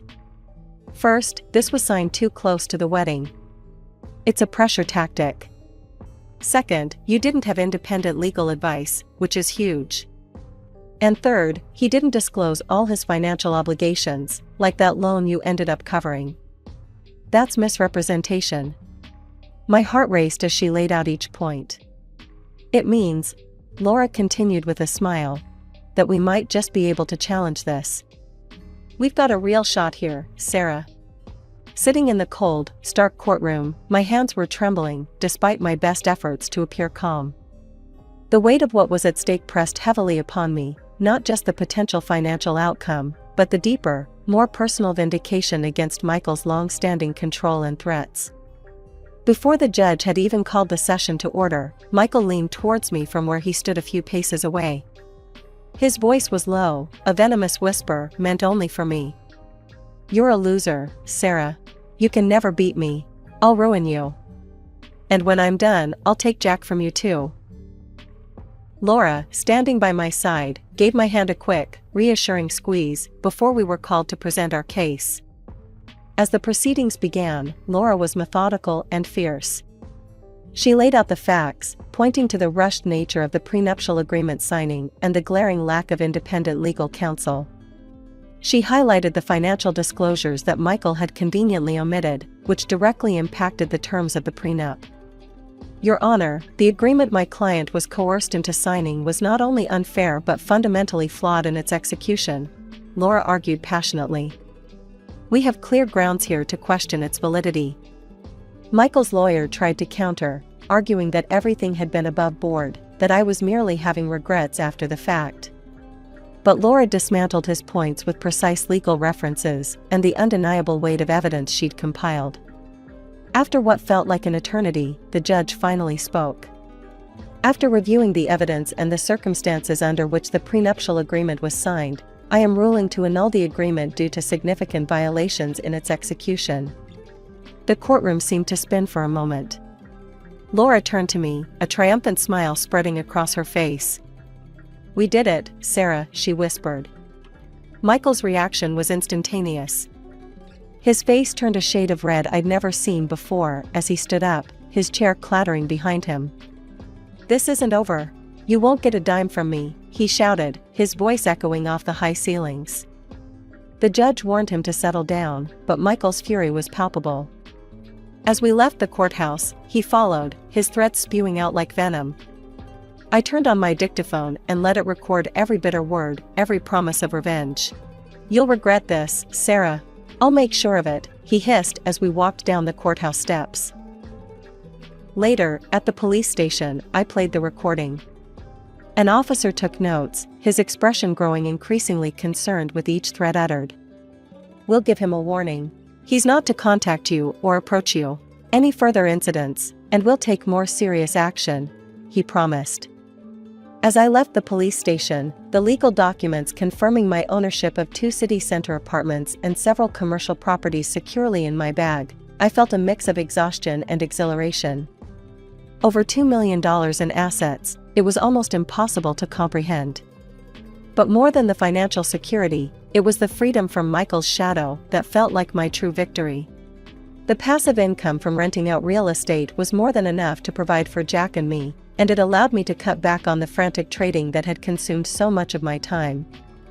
These days, I spend a lot more time with Jack.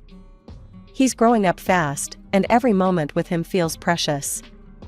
We often visit the park, and I watch him play, his laughter mingling with the breeze. One sunny afternoon, as Jack played on the swings, Laura joined us, her daughter Emily in tow. She plopped down on the bench next to me, a smile spreading across her face. "You look good, Sarah. Really good.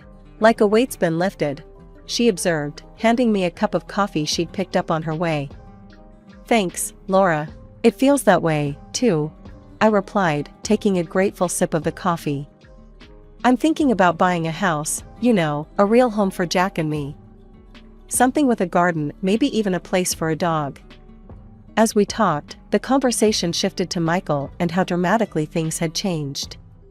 Laura kept up with the legal community grapevine, which had plenty to say about my ex-husband's downfall. Word is, Michael's not doing so well. His new fiancée, Vanessa, left him, and a lot of his business partners have pulled back. They don't want to be associated with his reputation after the trial, Laura said, not hiding her disdain. I nodded, not surprised, but relieved I was no longer part of that drama. "I heard about Vanessa. Can't say I'm surprised she didn't stick around. Michael's true colors are hard to live with." The idea of Michael's downfall didn't bring me joy, but there was a sense of justice in seeing someone who had done so much harm finally face the consequences of his actions. I was just glad to be out of the storm and into calmer waters. Our conversation drifted to lighter topics, upcoming school events, vacation plans, and community activities. Normal life stuff, the kind I had longed for during all those tumultuous years. Later that day, after Emily and Laura had left, Jack and I walked home, his small hand in mine. "Mom, can we really get a dog?" he asked, his eyes wide with hope.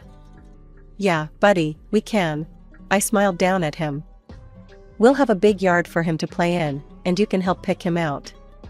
Jack's excitement was infectious, and as we talked about what kind of dog we might get, I felt an overwhelming sense of gratitude for the new life we were able to build.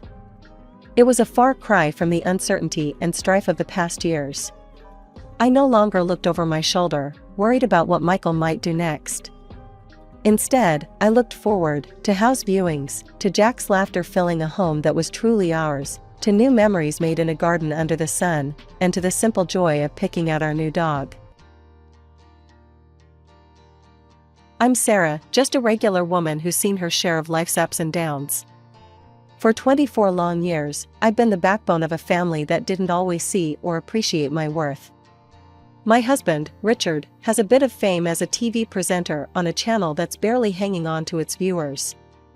Then there's my daughter, Emily, who at 18 thinks she's got the world figured out, and my son, Mark, who moved out to start his own life at 23. After spending the best years of my life making sure everyone else was taken care of, I decided it was high time to dust off my old dreams. I used to be pretty good with dogs, even trained as a handler once. So, I got a job at the pet shelter down the road. You'd think I'd announced I was running off to join the circus, the way Richard reacted. "Working at a shelter, Sarah? Really? Have you lost your mind?" Richard scoffed as he flipped through the channels, not even looking at me. "It's just part-time, and I like it. It makes me happy," I replied, trying to keep my voice steady against his disdain. "Happy? We're not teenagers, Sarah. Grow up. You spending time with those strays is embarrassing. What will people say?" His words were sharp, cutting deeper than he probably knew. I wanted to argue, to scream that I had every right to do something for myself, but I bit my tongue. Fighting with Richard was like talking to a brick wall, only less rewarding. Emily was no better. She walked in, her phone glued to her hand as always, and rolled her eyes when she saw us. "Mom, are you still on about that shelter thing? Why can't you do something cool, like start a fashion blog or something?" "Because dogs are what I love, Em. I thought you'd be happy for me," I said, feeling the sting of her words. It hurt that my own daughter found my passion so unworthy. "Dogs? Really, Mom? That's just sad. You need to get with the times," she scoffed, her words dripping with teenage condescension as she flopped down on the couch. I sighed, looking over at Richard for some sort of support, but he was too busy grooming his image in front of the mirror, fussing over a spot on his tie. "Richard, do you hear how she talks to me?" He barely glanced my way, adjusting his tie. "Well, if you acted more like someone her age could respect, maybe she wouldn't talk to you like that." That stung. It really did. The dismissal from both of them was a cold reminder of what my life had become. Ignored and underestimated. But no more. This job at the shelter, it was mine. It was something I loved, something that brought me back to life after years of being whatever they needed. I went to bed that night with a plan. I wasn't going to let them tear me down anymore. I was good with animals, and the shelter needed me. Maybe, just maybe, this was my chance to find myself again after all these years of being lost in the shadows of my family. Richard always had a thing about appearances, his clothes pristine, his hair just so, every aspect of his public persona polished to a sheen. I'd spent the better part of our marriage ensuring his suits were lint-free, the creases sharp enough to cut glass. "Image is everything in my line of work, Sarah. You know that," he'd remind me constantly, as if I could forget. Lately, though, something in me had started to slip. I was forgetting things, simple things, like the exact way he liked his coffee or the time of his next broadcast. "You're not getting any younger," he'd joke, but the barb was always there, hidden under his chuckle. This particular evening, tension hung over dinner like a storm cloud. Emily, ever the echo of her father, was busy texting under the table, barely touching her food. I served Richard his coffee, my hands shaky from the day's stress. "Sarah, where's the cardamom? Didn't I ask for it? Can't you do one thing right?" His voice was sharp, each word a needle prick to my already deflating spirit. I thought I added it. Let me fix that," I muttered, fumbling through the spice cabinet while he tapped his foot impatiently. Watching me, Richard let out a heavy sigh. "It's like you're not even here anymore. You're just so scattered." The bag of cardamom slipped from my fingers, scattering seeds across the tile. "Oh, damn it!" I exclaimed, more to myself than to him. Richard rolled his eyes, and Emily let out a snort of laughter from the table. "Mom's losing it, Dad. Seriously, she can't even handle spices," she jeered, her voice dripping with disdain. "I'm sorry, okay? I'm trying," I said, my voice low, the embarrassment burning my cheeks. Richard's frown deepened. "Trying? No, you're failing, Sarah. This isn't just about cardamom or coffee. You're not yourself. You need to see someone, get checked out. I can't have you falling apart on me." His words stung, the implication clear: I was a problem that needed fixing. Emily's laughter echoed in my ears, a cruel soundtrack to my crumbling self-esteem. I started cleaning up, the seeds a tiny mess among bigger issues. "Maybe I should see a doctor," I whispered, not sure if I was speaking to Richard or trying to convince myself. "Maybe you should," he agreed quickly, a little too quickly, as if the idea pleased him. The rest of dinner passed in a blur. I was there, but not really. Plates clinked, forks scraped, and my mind whirled with fears of dementia and doctors. After dinner, I washed dishes, the warm water running over my hands while my thoughts spiraled dark and deep. Richard and Emily retreated to his office upstairs, their voices a murmur through the ceiling. Alone with the suds and my spiraling thoughts, I couldn't shake the feeling of being fundamentally inadequate. Was I really losing my mind? The thought terrified me. Saturday had a way of sneaking up on you, all lazy sunshine and the promise of a little peace. I was cleaning up the kitchen, wiping down counters and humming some tuneless song when it hit me: I'd forgotten Richard's coffee cup in his office upstairs. My hands were still a bit damp as I reached the top of the stairs, my mind on autopilot, planning what to do next after retrieving the dishes. But as I neared his office door, voices trickled out, seeping under the crack like unwelcome water. I paused, recognizing Richard's voice, then Emily's lighter, laughing tone followed. Curiosity pricked me, urging me closer. "Do you think your mother suspects anything at all?" Richard's voice, usually so commanding on screen, sounded almost giddy. Emily laughed, that high, tinkling sound that grated on my nerves. "Mom? She's too busy scrubbing floors and feeding those mangy dogs. She doesn't see past the end of her nose." Richard's voice dropped to a whisper, but his words were clear as crystal. "Once I bring Miranda here, things will change. We'll be better off. You like Miranda, don't you?" "Oh, Dad, I love her. She's amazing, smart, beautiful, everything Mom's not. She actually has a career, makes money. It'll be so cool to have her around." Exactly, my thoughts too. "And once your mother is out of the way, we can live as we want. Miranda is eager to move in, start fresh with us." My heart pounded, the room spun, a carousel of betrayal and shock. I leaned against the wall, my legs weak, my breath shallow. This wasn't a conversation, it was a conspiracy. My family wasn't just slipping away from me, they were sprinting. I stumbled back downstairs, my mind racing, terror and disbelief jockeying for position. By the time I reached the living room, my legs gave out, and I collapsed onto the sofa, my breaths coming in jagged pulls. I must have looked a sight because when Emily came down later, her brow furrowed slightly, a crack in her usual indifferent armor. "Mom, you okay? You look like you've seen a ghost." Her voice, tinged with faux concern, made my stomach churn. I couldn't confront her, not yet. I needed time, a plan. But what? "Just tired, honey. Very tired," I managed, my voice a hollow echo of normalcy. "Okay, well, if you need something, I guess let me know." She shrugged, her detachment reassembling itself like armor as she turned away, leaving me adrift in the sea of my turmoil. Sunlight was already sneaking through the curtains when I woke up, my mind a tangled mess of dreams and nightmares, all mixing together until I couldn't tell one from the other. For a fleeting moment, I hoped that what I'd overheard last night was just another bad dream. I shuffled into the kitchen, still in my nightgown, my thoughts as disheveled as my hair. Richard and Emily were already there, their morning routine in full swing, as if our world hadn't just shifted on its axis. "Morning," I mumbled, reaching for the coffee pot.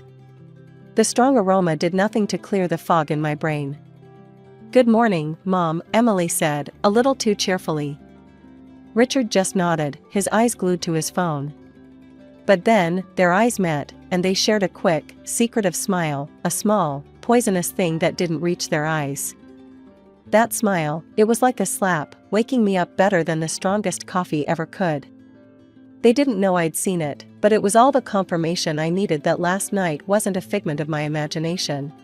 "I'm heading to the shelter today. Lots to do," I announced, trying to keep my voice steady. They barely acknowledged it, just nods and mumbles, their minds obviously elsewhere. As soon as breakfast was over, I made my way to the little cafe down the street where I'd agreed to meet Mark. The whole walk there, my heart was pounding so loud I could barely hear the morning bustle around me. Mark was already there when I arrived, his face lighting up in a smile when he saw me.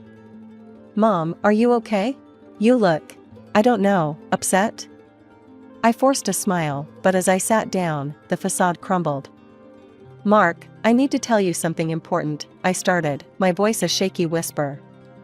I told him everything, about the overheard conversation, the plans, the chilling disregard they had for me. Mark listened, his face hardening with every word. "Mom, are you sure you heard right? Maybe it was out of context?" I nodded, tears spilling over, despite my best efforts to keep them in check. "No, it was clear. They want me gone, Mark. What am I going to do?" He reached across the table, taking my hands in his. Okay, let's not panic. We'll sort this out. I'll call Dave's dad, he's a private detective. He can help us get to the bottom of this." True to his word, Mark pulled out his phone and dialed right there, explaining the situation in low, urgent tones. Within minutes, he'd arranged for us to meet the detective. We went to the detective's office, a cramped little space filled with files and the faint smell of old coffee. The detective, a grizzled man with sharp eyes, listened to my story without interrupting. When I finished, he leaned back, steepling his fingers. "This is serious, Mrs. Thompson. If what you're saying is true, we need to act quickly, but discreetly. I'll need some time to investigate, look into your husband's finances, his movements, check for any evidence of this woman he's involved with." Back home, I slipped back into my role, the doting wife and mother, my heart heavy, my smile forced. Richard and Emily were none the wiser, caught up in their own secretive world. Every look, every whisper between them felt like a knife twisting deeper, but I bore it silently, waiting for the day I could confront them with the truth, armed with more than just my broken heart. When the call came from the detective, my heart was pounding so hard I could barely hold the phone steady. "Mrs. Thompson, we need to talk. It's urgent," he said, his voice a low rumble of seriousness that sent shivers down my spine. I agreed to meet him immediately, and Mark, sensing the gravity, decided to come along. We met at a nondescript coffee shop, a place where conversations could disappear into the hum of daily grind. The detective looked graver than the last time we'd seen him, his eyes sharp and assessing as we sat down. "Mrs. Thompson, we've uncovered quite a bit," he began, flipping open a small notebook brimming with notes. "Your husband's psychologist, if we can even call her that without spitting, is more than just a therapist. She's his lover, and they've been seeing each other for over a year. The words stung, each one a lash against the already raw edges of my betrayal. Mark's hand found mine under the table, a lifeline in the storm. They're planning to get married, the detective continued. And they don't plan on leaving you with much. How could he do this? I whispered, my voice barely a thread of sound. That's not even the worst part, the detective said grimly. They've been drugging you. The lady friend suggested it, to make you appear unstable. They're using a powerful sedative, adding it to your tea. This would explain any memory lapses or confusion you've experienced recently. A cold dread settled over me, a fog so dense it threatened to choke. My own home, my sanctuary had become a trap. The plan is to have you declared mentally unfit. They've even roped in some crooked doctors who would testify to your instability for a price, he added, his voice a blend of anger and pity. I felt sick, the coffee shop spinning around me. My daughter, does she know about this? Yes, she's involved. His confirmation was a bullet, straight through whatever shred of hope I had left that Emily was still my little girl. We left the meeting with a plan simmering between us. At home, Richard greeted me with a cup of my favorite tea, his smile too sweet, too venomous. I took the cup with a trembling hand, my heart pounding against my chest like it wanted out. Here, love, I made it just how you like it, Richard said, watching me with eyes I no longer recognized. Thank you, I murmured, my voice a mask of normalcy over the scream inside. I waited for him to turn back to his newspaper, then I quietly poured the tea into the plant next to my chair, watching the liquid disappear into the soil. For the next several weeks, I played the part of the forgetful wife perfectly. I'd misplace keys, forget names, stumble over words. Richard and Emily watched with poorly veiled triumph, not knowing that with each act, I was silently sealing their fate. Richard's birthday was looming like a storm on the horizon. He had taken it upon himself to organize a lavish party, claiming it was because he couldn't trust me, the woman who couldn't remember the simplest things. You're staying at home, Sarah, he had said with a patronizing tone that morning. It's for the best, you know, with your condition. I nodded, a meek, submissive smile plastered on my face, while rage and resolve warred within me. Of course, Richard. I wouldn't want to ruin your big day. As soon as the door shut behind Richard and Emily, my act dropped. I was on the phone with Mark within seconds. It's time, I said, my voice a mix of nerves and determination. I'm on my way, Mom. We'll show them, he replied, his tone as steely as mine felt. Dressed inconspicuously, we drove to the venue. The restaurant was buzzing with Richard's colleagues, friends, and even his well-groomed mistress, all gathered to celebrate. We slipped in unnoticed, taking cover behind a large pillar, just as Richard grabbed the microphone. Ladies and gentlemen, thank you for joining me on this special day, he began, his voice dripping with faux humility. Sadly, Sarah couldn't make it tonight. She's not been herself lately, he sighed, the crowd murmuring their sympathy. But, on a brighter note, his smile widened. I've just been offered my own evening show on a major channel. It's a dream come true. The room erupted in applause, people clinking glasses as Richard basked in the adulation. That was our cue. I felt Mark's hand on my shoulder, squeezing gently. We moved toward the stage, my heart thumping in my chest like a drum. Just as the applause died down, we stepped into the light. Richard's face went from joyous to ashen in seconds, his eyes wide with shock. Mark didn't hesitate. He strode up and smoothly took the microphone from Richard's hand. If I could have your attention, please, he announced. The room fell silent, all eyes on us. I have a special gift for my father and his beloved, Mark continued, his voice calm but loud. A projector whirred to life behind us, and images flooded the screen, photos of Richard and his mistress, their intimacy undeniable. Whispers crescendoed into gasps as video clips rolled, their cozy dinners, their sneaky exits from her apartment. Then the audio played, clear and damning, discussions of drugging me, of bribing doctors, all to steal my place in this house, in this family. Richard and his mistress exchanged desperate looks, trapped by their own deceit. The crowd's murmurs grew louder, a mix of shock and anger vibrating through the air. I took the microphone from Mark, my hand steady, despite the turmoil around us. "I am not as ill as my husband hoped," I declared, my voice strong and clear. What you see on this screen, I arranged for this gift, especially for his mistress." The scandal erupted right then and there, the mistress fleeing the room with Richard stumbling after her. As the room buzzed with the aftershock, one of Richard's relatives approached me. "I recorded everything, Sarah. It's all on video. I'll send it to you," he whispered, handing me his business card.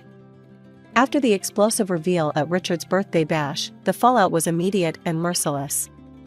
The video of his betrayal and scheming went viral overnight, replayed on every gossip show and news outlet you could think of. Richard, who had always craved the spotlight, finally got his wish, though not in the way he had hoped. The backlash was swift. His once promising career on television crumbled, the network dropped him like a hot potato, citing moral clauses and public outrage. Meanwhile, I took steps to untangle myself from the man I once vowed to stand by. My lawyer was a godsend, a no-nonsense woman who cut through the legal jargon and helped me file for divorce. The evidence was overwhelming, and the court had no qualms in granting me not only the divorce, but also a hefty financial compensation from Richard and his mistress. The fact that they had drugged me made it a criminal matter, too, but my focus was on severing ties, not extending court battles. "Sarah, you've secured lifelong alimony, and the house is yours. They can't touch you financially anymore," my lawyer announced with a satisfied smirk when it was all over. The mistress, Miranda, a once respected psychologist, saw her career disintegrate. Her license was revoked following an investigation into her unethical behavior. The doctors she colluded with faced similar fates, their medical licenses stripped and reputations tarnished. With no career and mounting legal fees, Miranda sold her office and took out loans to fulfill the court's compensation orders. Last I heard, she and Richard were living together in a cramped apartment, struggling to make ends meet. Karma, as they say, can be quite the equalizer. During all this upheaval, my daughter Emily came to me, tears in her eyes, remorse finally breaking through her previously cold demeanor. "Mom, I'm so sorry. I was so wrong. Can I stay with you?" Her words stung, reopening wounds that had barely started to heal. "Emily, I love you. You're my daughter, and that will never change. But you chose to side with your father, knowing what he planned for me. I think it's time you learn what real consequences feel like." She moved out the next day, her belongings stuffed into too many bags, her shoulders slumped under the weight of her choices. Last I heard, she was living with Richard and Miranda, the atmosphere there as strained as one would expect. Richard tried to reach out once, a call I let go to voicemail. His message was a mix of self-pity and blame, a cocktail I no longer had the taste for. "Sarah, I hope we can talk. There are things I need to explain," the voice said, trailing off into a sigh. I deleted the message, the final note of his voice swept away with a single tap. After everything that went down, here I am, back in the world of dogs, my first love and passion. I'm not just working at the shelter anymore, I've started offering private dog training courses right here at home. My backyard has transformed into a haven for all things canine, agility equipment, training mats, and more toys than you can shake a stick at. "Mom, this place looks amazing," Mark said on one of his frequent visits. He walked around with a proud smile as he watched me put a rowdy pup through its paces. "Thanks, honey. It feels right, you know? Like I've found my way back to where I was always meant to be," I replied, tossing a ball for an overly enthusiastic golden retriever. The scandal, though a nightmare at the time, strangely did wonders for my business. Clients started pouring in, some admittedly curious about the scandal, but they stayed for the results. "I'll be honest, Sarah, I first heard about you from the news," one of my clients, a friendly woman with a stubborn dachshund, confessed during a session. "But I saw how you handled Bella here, and I knew the news wasn't the real story. You're the real deal." I laughed, giving Bella an affectionate pat as she finally nailed the sit-stay command we'd been working on. I appreciate that. It's good to know my 15 minutes of fame brought me some genuinely nice clients. It's not all about dogs, though. Mark comes around a lot, helping me with the heavier tasks around the yard, his company a constant reminder of how much good there still is in my life. Mom, you ever think about how things turned out? You know, after everything? Mark asked one afternoon as we sat on the porch, watching the sun dip below the horizon. All the time, I admitted, sipping my tea. It was tough, really tough. But look at this, I'm happy, Mark. Really happy. I wouldn't change a thing. He nodded, a knowing grin spreading across his face. I'm proud of you, Mom. You turned a mess into a message. And he's right. I did. I get to spend my days doing what I love, surrounded by wagging tails and wet noses. The peace and contentment that fills my days now is something I used to dream about during those dark times. Hey, Mom, think you'll ever forgive him? Dad, I mean? Mark asked one evening, the question hanging in the air like smoke. I thought about it, really thought about it. I've moved on, but forgive? Not. And that's okay. I've learned that some things you just have to let be. That's the truth of it. I've found strength I never knew I had, and a resilience that's seen me through the worst of storms. The days are long, filled with barks and laughs, and as I close the gate each evening, I look up at the stars, grateful for the quiet ending to another day filled with life. I came into this world not with a cheer, but a burden. My mother, Elizabeth, wasn't ready for me, or maybe she just never wanted to be. It's hard to tell the difference when you're the unwanted one. From my first breath, I was more a problem than a person in her eyes. You never stop crying, do you? She would hiss during those long nights of my infancy. Her voice was often laced with irritation, lacking the gentle touch you'd expect from a mother. My father, Michael, was different. He was the one who stepped up, trading sleep for soothing walks with me in his arms, while my mother locked herself away in silence. Let me take her, Liz, I remember him pleading one night, his voice as soft as the blankets he wrapped me in. You need to rest. As I grew, the gap between my mother's affection and indifference widened, especially when Emily was born. Suddenly, there was light in my mother's eyes, but it wasn't for me. Look at her, Michael. She's perfect, Mom cooed over Emily, something I never heard directed at me. The differences were stark. While Emily slept quietly in her arms, I was often left playing alone or trying to help around the house. Why don't you be a good big sister and play quietly? Emily is sleeping. Mom would often chide when my footsteps or small voice crept a decibel too high. My role in the house grew as I got older. I wasn't just the elder sister, I was the helper, the cook, the cleaner, whatever kept me busy and out of the way. As time went on, I learned the art of invisibility at home. It was easier to blend into the background, to anticipate needs before they were spoken. By the time high school rolled around, I was more the family caretaker than their child. Anna, make sure the laundry's done and dinner's ready by 6, Mom would command as she left with Emily for another shopping trip, their laughter a bitter sound as it faded down the hallway. Yes, Mom, was always my reply, mechanical, rehearsed. At school, things were different. I was a good student, quiet but diligent. Teachers noticed me, praised me, something that never happened at home. They encouraged me, talked about potential and futures that seemed so distant from my reality. Have you thought about college, Anna? Mr. Henderson, my English teacher, once asked. His encouragement felt like a lifeline. I'd like to, sir. I really would. I admitted, a flicker of hope stirring within. Those moments, rare and precious, were what fueled me. They made the long days and lonely nights bearable. They whispered of a life beyond the confines of my mother's cold indifference and the shadow of my sister's favored existence. A life where maybe, just maybe, I could be seen for who I was, not just for what I could do for others. By the time I graduated high school, I had my plan all mapped out. It wasn't anything fancy, just a simple escape from a home that felt more like a prison.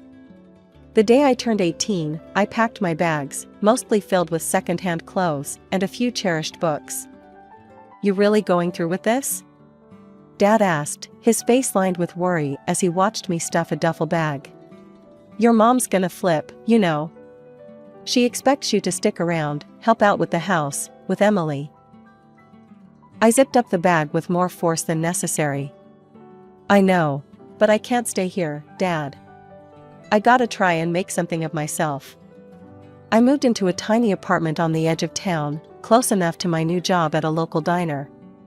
The work was hard and the hours were long, but every paycheck was a step closer to my goal. The diner was a noisy, bustling place, filled with the clatter of dishes and the constant chatter of customers.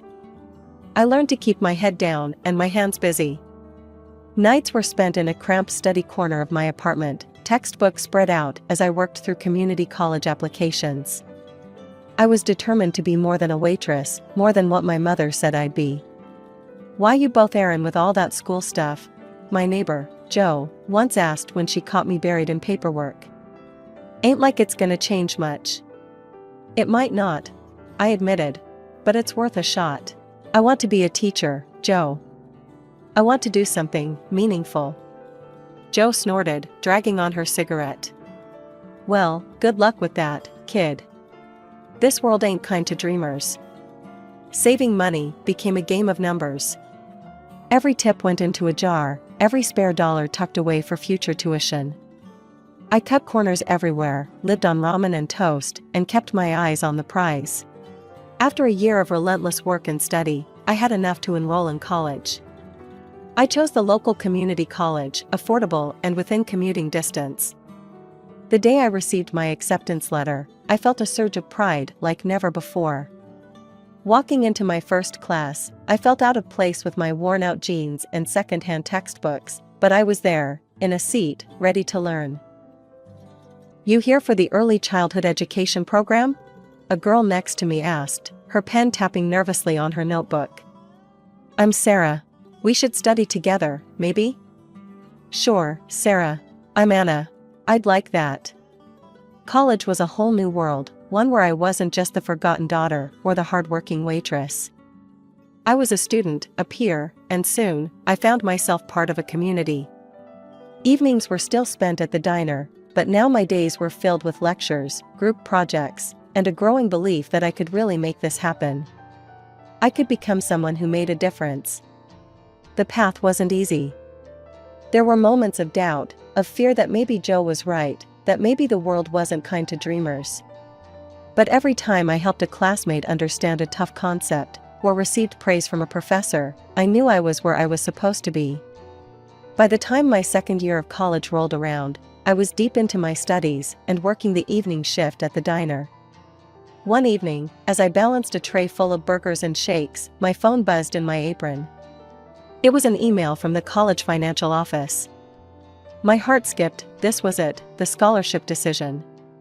I waited until my break, hands shaking as I logged in to read the email. "Congratulations," it began.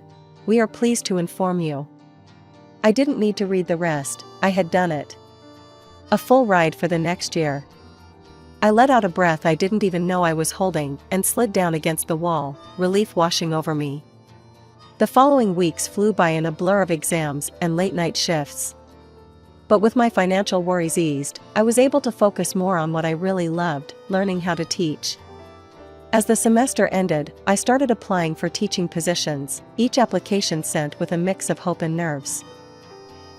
One afternoon, while I was setting up for a job fair, my old classmate, Sarah, bumped into me. "Listen, are you still looking for a job? My aunt's school is looking for a new primary teacher. You should totally apply." I followed up on Sarah's tip and landed an interview.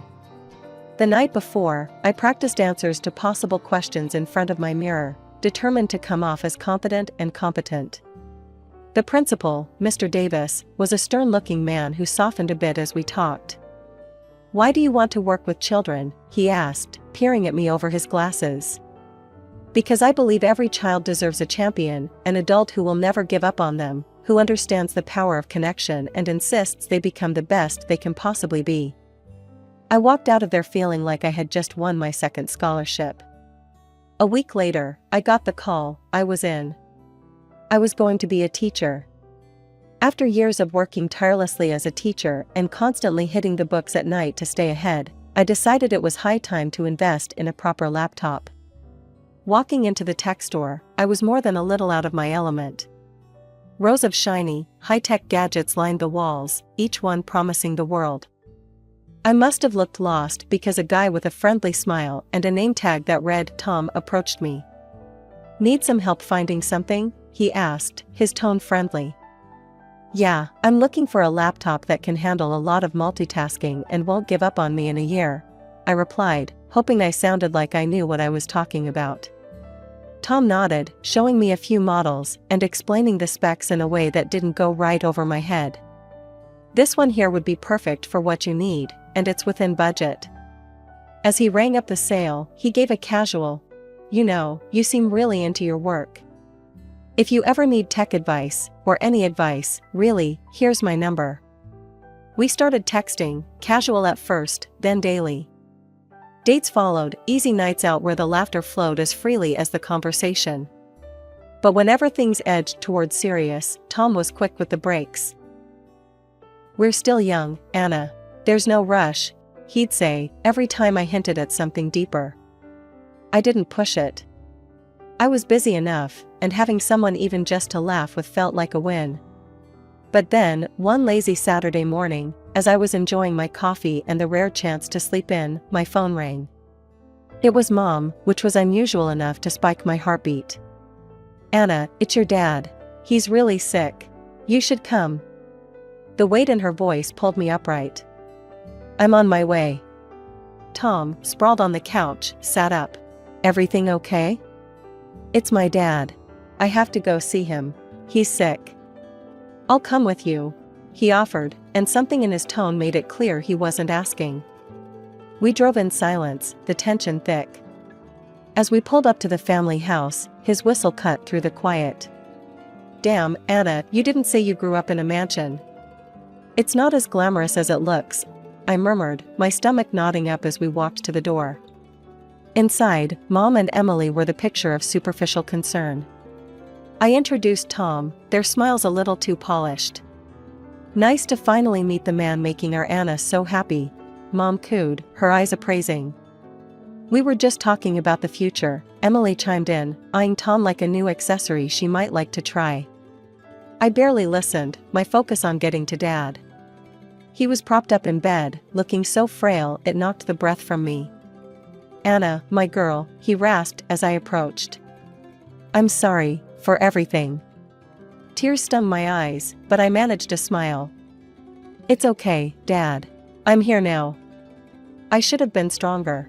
Should have stood up for you more," he continued, each word labored. We talked a little more until he drifted off, tired from the effort. I kissed his forehead and joined the others at dinner, Tom in tow. The conversation at the table turned quickly to money, inheritances, things that seemed so trivial with Dad's room just upstairs. "Your father's made some smart investments," Mom was saying, her voice light, almost excited. "It should keep us comfortable." "Yeah, I've been looking at trips to Europe," Emily added, like she was picking out items from a catalog. Tom listened, nodding along, but I felt sick. "Shouldn't we focus on Dad's health first?" I interjected, unable to keep the edge from my voice. "Oh, Anna, always so dramatic," Emily sighed. "We have to be practical about the future." I wanted to argue, to scream that they were talking about Dad like he was already gone. But I bit my tongue, the words tasting like bile.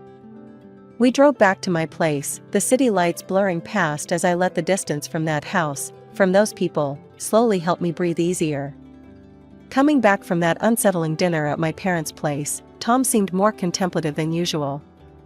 We'd barely closed the door to my apartment when he turned to me, his expression serious. "Anna, I've been thinking a lot lately," he began, running a hand through his hair. "Marry me, Anna." The proposal was as unexpected as a thunderclap in clear skies. "What? Tom, where is this coming from?" "I know it's sudden," he admitted, stepping closer.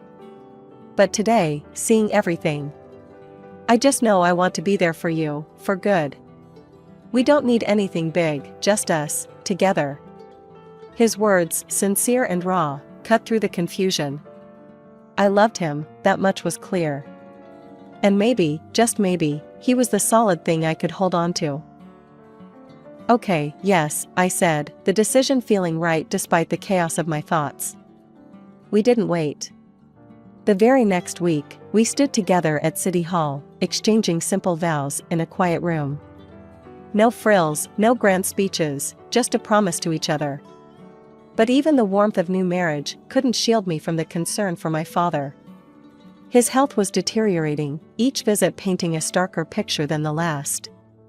One afternoon, as I sat beside his bed, holding his hand while he dozed, he stirred and looked at me with a clarity that had become rare. "Anna," he murmured, squeezing my hand. "When I'm gone, there'll be something for you. A surprise." I brushed his hair back from his forehead, smiling to ease his worries. "Dad, don't talk like that. You need to focus on getting better." But he shook his head gently. "Just know that I did what I could." His words hung between us, heavy and somber. I chose not to press him, thinking it was the illness speaking, his mind fogged by medication and pain. Leaving his room that day felt harder than ever. At home, Tom tried to comfort me, but the image of my father's frail form haunted me.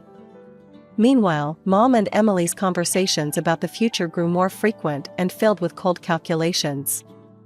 One evening, I overheard them talking in the kitchen while I was supposed to be out. "The medical bills are piling up, and with your father like this, well, it's not sustainable," Mom was saying, her voice laced with impatience. "I've already signed up for plastic surgery to find a new boyfriend." Emily responded, her tone just as calculating. "We need to think about what comes next. I want that new car that you and I saw in the salon." Frustrated and heartbroken, I left them to their scheming. Back at my place, Tom held me close as I cried, my tears for my father, for the family I wished I had. The day we buried my father was cold and gray, the sky mourning with us as friends and relatives came to pay their respects. That evening, the family gathered at my parents' house. The air was thick with tension, everyone too aware of the elephant in the room, the inheritance. I was emotionally drained and wanted nothing more than to honor my father's memory in peace, but that wasn't to be. Tom was the first to break the silence about the will. "So, what's going to happen now with the inheritance? We need to know what we're dealing with here," he said, his tone a bit too casual for the occasion. I shot him a look, my heart sinking. "Tom, can we not do this right now? Today isn't about money." But he pressed on, oblivious or indifferent to my discomfort. "I'm just saying, it's important. I mean, shouldn't the house go to Anna? It's only fair." My mother, who had been quietly listening, laughed dryly. "Fair? This house has always belonged to Emily and me. You two were just passing through." Tom's face hardened, and he turned to my sister. "Emily, you know this isn't right. Anna deserves her share." Emily, looking more interested than she had all evening, fluttered her eyelashes at Tom. "Oh, Tom, you always think of others." But Mom's right, as usual. The conversation spiraled, voices raised in a bitter symphony. I felt sick listening to them, the words melding into a cacophony of greed. How could a day of mourning turn so quickly into a scramble for wealth? As they argued, Tom's attitude shifted, his earlier support for me fading as he began to compliment Emily on her sensible outlook. Watching him sidle up to my sister, something in me snapped. I couldn't stomach another minute of it. I fled to my father's room, the one place that still held traces of his presence, and collapsed into a restless sleep. The next morning, I awoke to the smell of coffee and found Tom in the kitchen.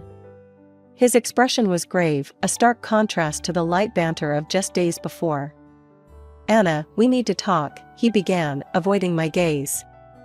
"I'm in love with Emily. I think she and I have a future together." The room spun a little, his declaration landing like a physical blow. "You're what? Tom, are you serious?" Before he could answer, I called Emily and Mom to join us. Emily came down, looking smug, while Mom watched with a curious eye. "I just wanted you to hear it from me first," Emily said, her tone infuriatingly calm. "I'm a decent person, Anna. I didn't want to go behind your back." Mom nodded, her approval evident. "It's very noble of you, Emily, to be so upfront about this." Their words, their betrayal, it was too much. I felt a cold, hard calm settle over me. "You all deserve each other," I said quietly. Tom extended the divorce papers toward me, a pen poised. Without hesitation, I signed, each stroke of my name severing the ties that bound us. "You'll get your things through a courier. Don't come back." With that, I walked out of the kitchen, out of the house, and didn't look back. I was free now, and with that freedom, a new path lay open. A path I would walk alone, but at least it was mine, honest and unencumbered. 2 weeks later, we all got back together in the notary's sterile office, about to hear the reading of my father's will. The air was tense, thick with unspoken accusations and bitter expectations. Mom and Emily were chatting in hushed, anxious tones, while Tom looked uncomfortable, shifting in his seat next to Emily. The notary, Mr. Clarkson, a severe-looking man with glasses perched on the tip of his nose, cleared his throat and began reading the will. I sat there, my hands folded in my lap, bracing for whatever came next. "To my daughter Anna," Mr. Clarkson read, his voice neutral, "I leave the sum of $400,000. The room went silent for a heartbeat before chaos erupted. Mom's face turned a shade of red I knew too well as her financial desperation spilled out. "I have debts, Anna. Your father knew. He promised he'd take care of us," she shrieked, her voice cracking under the strain. Emily joined in, her voice sharp and accusing. "And what about me? I'm getting married to Tom. We need that money for a proper wedding." "You don't need all that money, Anna." I stared at them, the sheer audacity rendering me momentarily speechless. Tom, meanwhile, tried to play the affection card, stepping toward me with open arms. "I've missed you, Anna. I've made a mistake. I only ever loved you." Before he could reach me, Emily yanked him back by the shirt, her eyes wide with betrayal. "Tom, what are you doing?" He tried to wriggle free from her grasp, but Emily's grip was tight, her nails practically digging into his skin. "Enough," Mr. Clarkson's voice boomed through the room, louder than I'd ever heard. "If you cannot behave in a civilized manner, I will have to ask you to leave. And if necessary, I will call the police." The threat of authority seemed to pierce through the chaos, bringing a sudden, sullen silence to the room. Mom and Emily, with crocodile tears streaming down their faces, turned to me once more. "Anna, please," my mother begged, her voice softening to a manipulative whisper. "Think of your family." Emily, still clinging to Tom, echoed her plea. "We're your family, Anna. Don't we mean anything to you?" Looking at them, at their false tears and desperate faces, something inside me hardened. These were not the actions of a family, they were the actions of vultures dressed in familiar skins. "No," I said firmly, my voice steady, despite the shaking of my hands. "This money is what Dad wanted me to have. He knew I would use it wisely, not squander it on debts or lavish weddings." Tom, Emily, and Mom stared back, a mixture of shock and indignation written across their faces. "You'll regret this, Anna. You won't be happy with this money," Mom hissed as I turned to leave. "Maybe," I replied, pausing at the door. "But I'd rather find that out on my own, without any of you." As I stepped into the sunlight, the cool air felt like the first breath of a new life, one where I was no longer bound by the toxic ties of those who shared my blood but not my values. I used the money to open a small private kindergarten.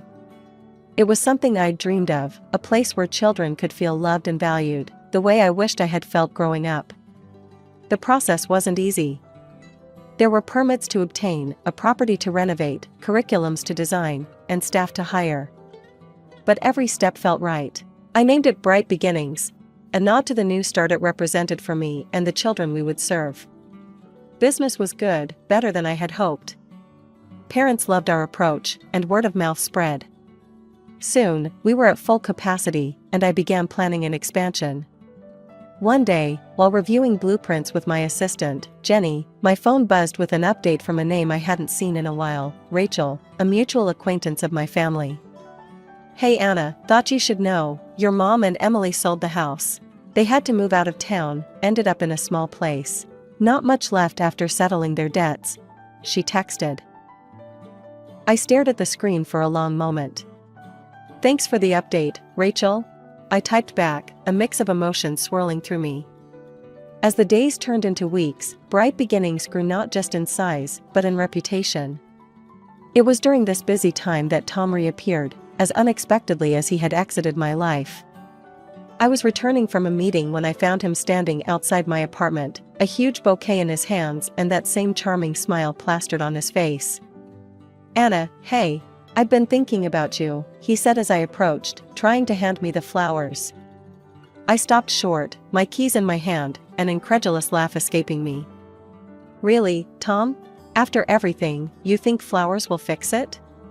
Come on, Anna. I made a mistake. Can we talk?" His voice was coaxing, his smile faltering just a bit. I looked at him, really looked at him, and all I saw was the same selfishness, the same opportunism. "No, Tom. We can't. There's nothing for you here."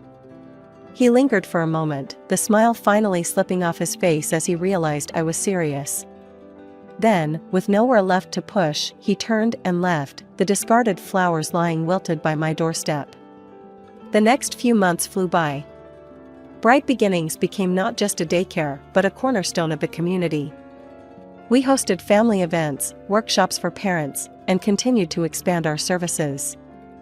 As I watched the children play in the newly added outdoor play area, their laughter ringing clear and true, I felt a sense of accomplishment and peace. I had built something lasting, something meaningful. Hey there, I'm Ella. I'm a nurse, been one for a good few years now, working my shifts at the city clinic. Not the most glamorous gig, but it pays the bills, and I like helping folks. So, there I was, clipboard in hand, when this guy walks in. His name's Tom, and he's got his dad with him, an older gent who seemed a bit out of sorts. Tom looked all sorts of worried, his eyes scanning the busy waiting room like he was lost. Seeing him like that, I figured he needed a hand. "Hey, can I help you guys?" I called out as I approached them. Tom turned to me with a relieved look. "Oh, thank goodness. We're trying to find Dr. Lewis's office. Dad's got an appointment, and this place is a maze." I smiled, gesturing for them to follow. "You're not wrong there. Come on, I'll take you there." As we walked, his dad, who introduced himself as George, kept quiet, just shuffling along with us. Tom, on the other hand, chatted away. "Dad's been a bit under the weather, and we've been worried." "No worries, you've done the right thing bringing him in." "How long has he been feeling off?" I asked, trying to get a sense of how urgent the situation was. "A couple of weeks now. Just hasn't been himself, you know?" I nodded, understanding the anxiety that comes with seeing a parent unwell. "Yeah, I get that. It's tough. But you're doing a great job looking after him." Tom gave a half smile, clearly appreciating the support. "Thanks, Ella. I'm just trying to do my best." By then, we had reached the office, and I opened the door for them. "Here you go. Dr. Lewis will take good care of your dad." I waved goodbye and headed back to my station, feeling good about helping them out. Little did I know, that brief encounter would be just the beginning of something new for me. Tom's kind face and genuine concern for his dad stuck with me. It's not every day you meet someone who genuinely radiates kindness. Back at the nurse's station, my colleague Jess nudged me. "Looked like you just made a new friend." "Focus on your work, Jess," I teased, but I couldn't help the smile that lingered on my face as I thought about Tom's kind eyes and easy smile. It turned out, that wasn't the last I'd see of Tom. He'd pop in now and then, sometimes with his dad, sometimes with questions, or even just to say hi. Each visit, our chats got longer, laughter a bit louder, and I found myself looking forward to those unexpected moments. Months rolled by since that first help I gave Tom and his dad at the clinic. Who knew that a simple gesture would spark something that felt a bit like those cheesy romance tales? But here we were, Tom and I, finding excuses to meet up for coffee, turning those short visits into long evenings filled with chatter and laughter. One chilly evening, as we sat in our usual spot at the corner cafe, wrapped up in our warmest jackets, Tom's face got all serious, a look I wasn't used to. "Ella, there's something I've been wanting to ask you," he started, fiddling with his coffee cup. I raised an eyebrow, curious and a bit anxious. "I was wondering, what do you think about us, making this official? Like, actually dating?" I couldn't help but laugh, not at him, but at the sheer relief washing over me. "Tom, I thought you'd never ask. I'd like that, a lot."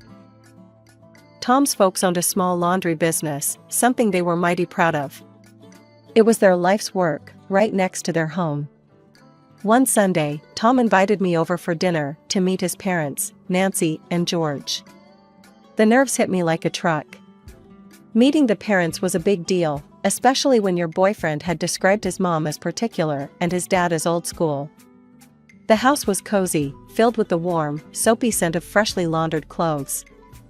Nancy was in the kitchen, bustling around with pots and pans, while George sat in the living room, newspaper in hand. "Mom, this is Ella," Tom introduced me as we stepped into the kitchen.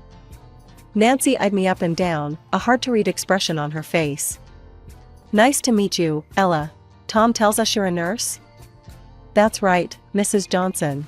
At the city clinic," I replied, offering a smile, hoping to break through her stern exterior. A nurse, eh? Must be tough, what with all the hours. Ever think about a more stable job?" Her tone wasn't exactly welcoming, more like she was sizing me up for something. I felt a sting at her words, but kept my cool. "I love what I do, Mrs. Johnson. It's rewarding, and I manage the hours just fine." Dinner was a mix of awkward silences and tough questions from Nancy.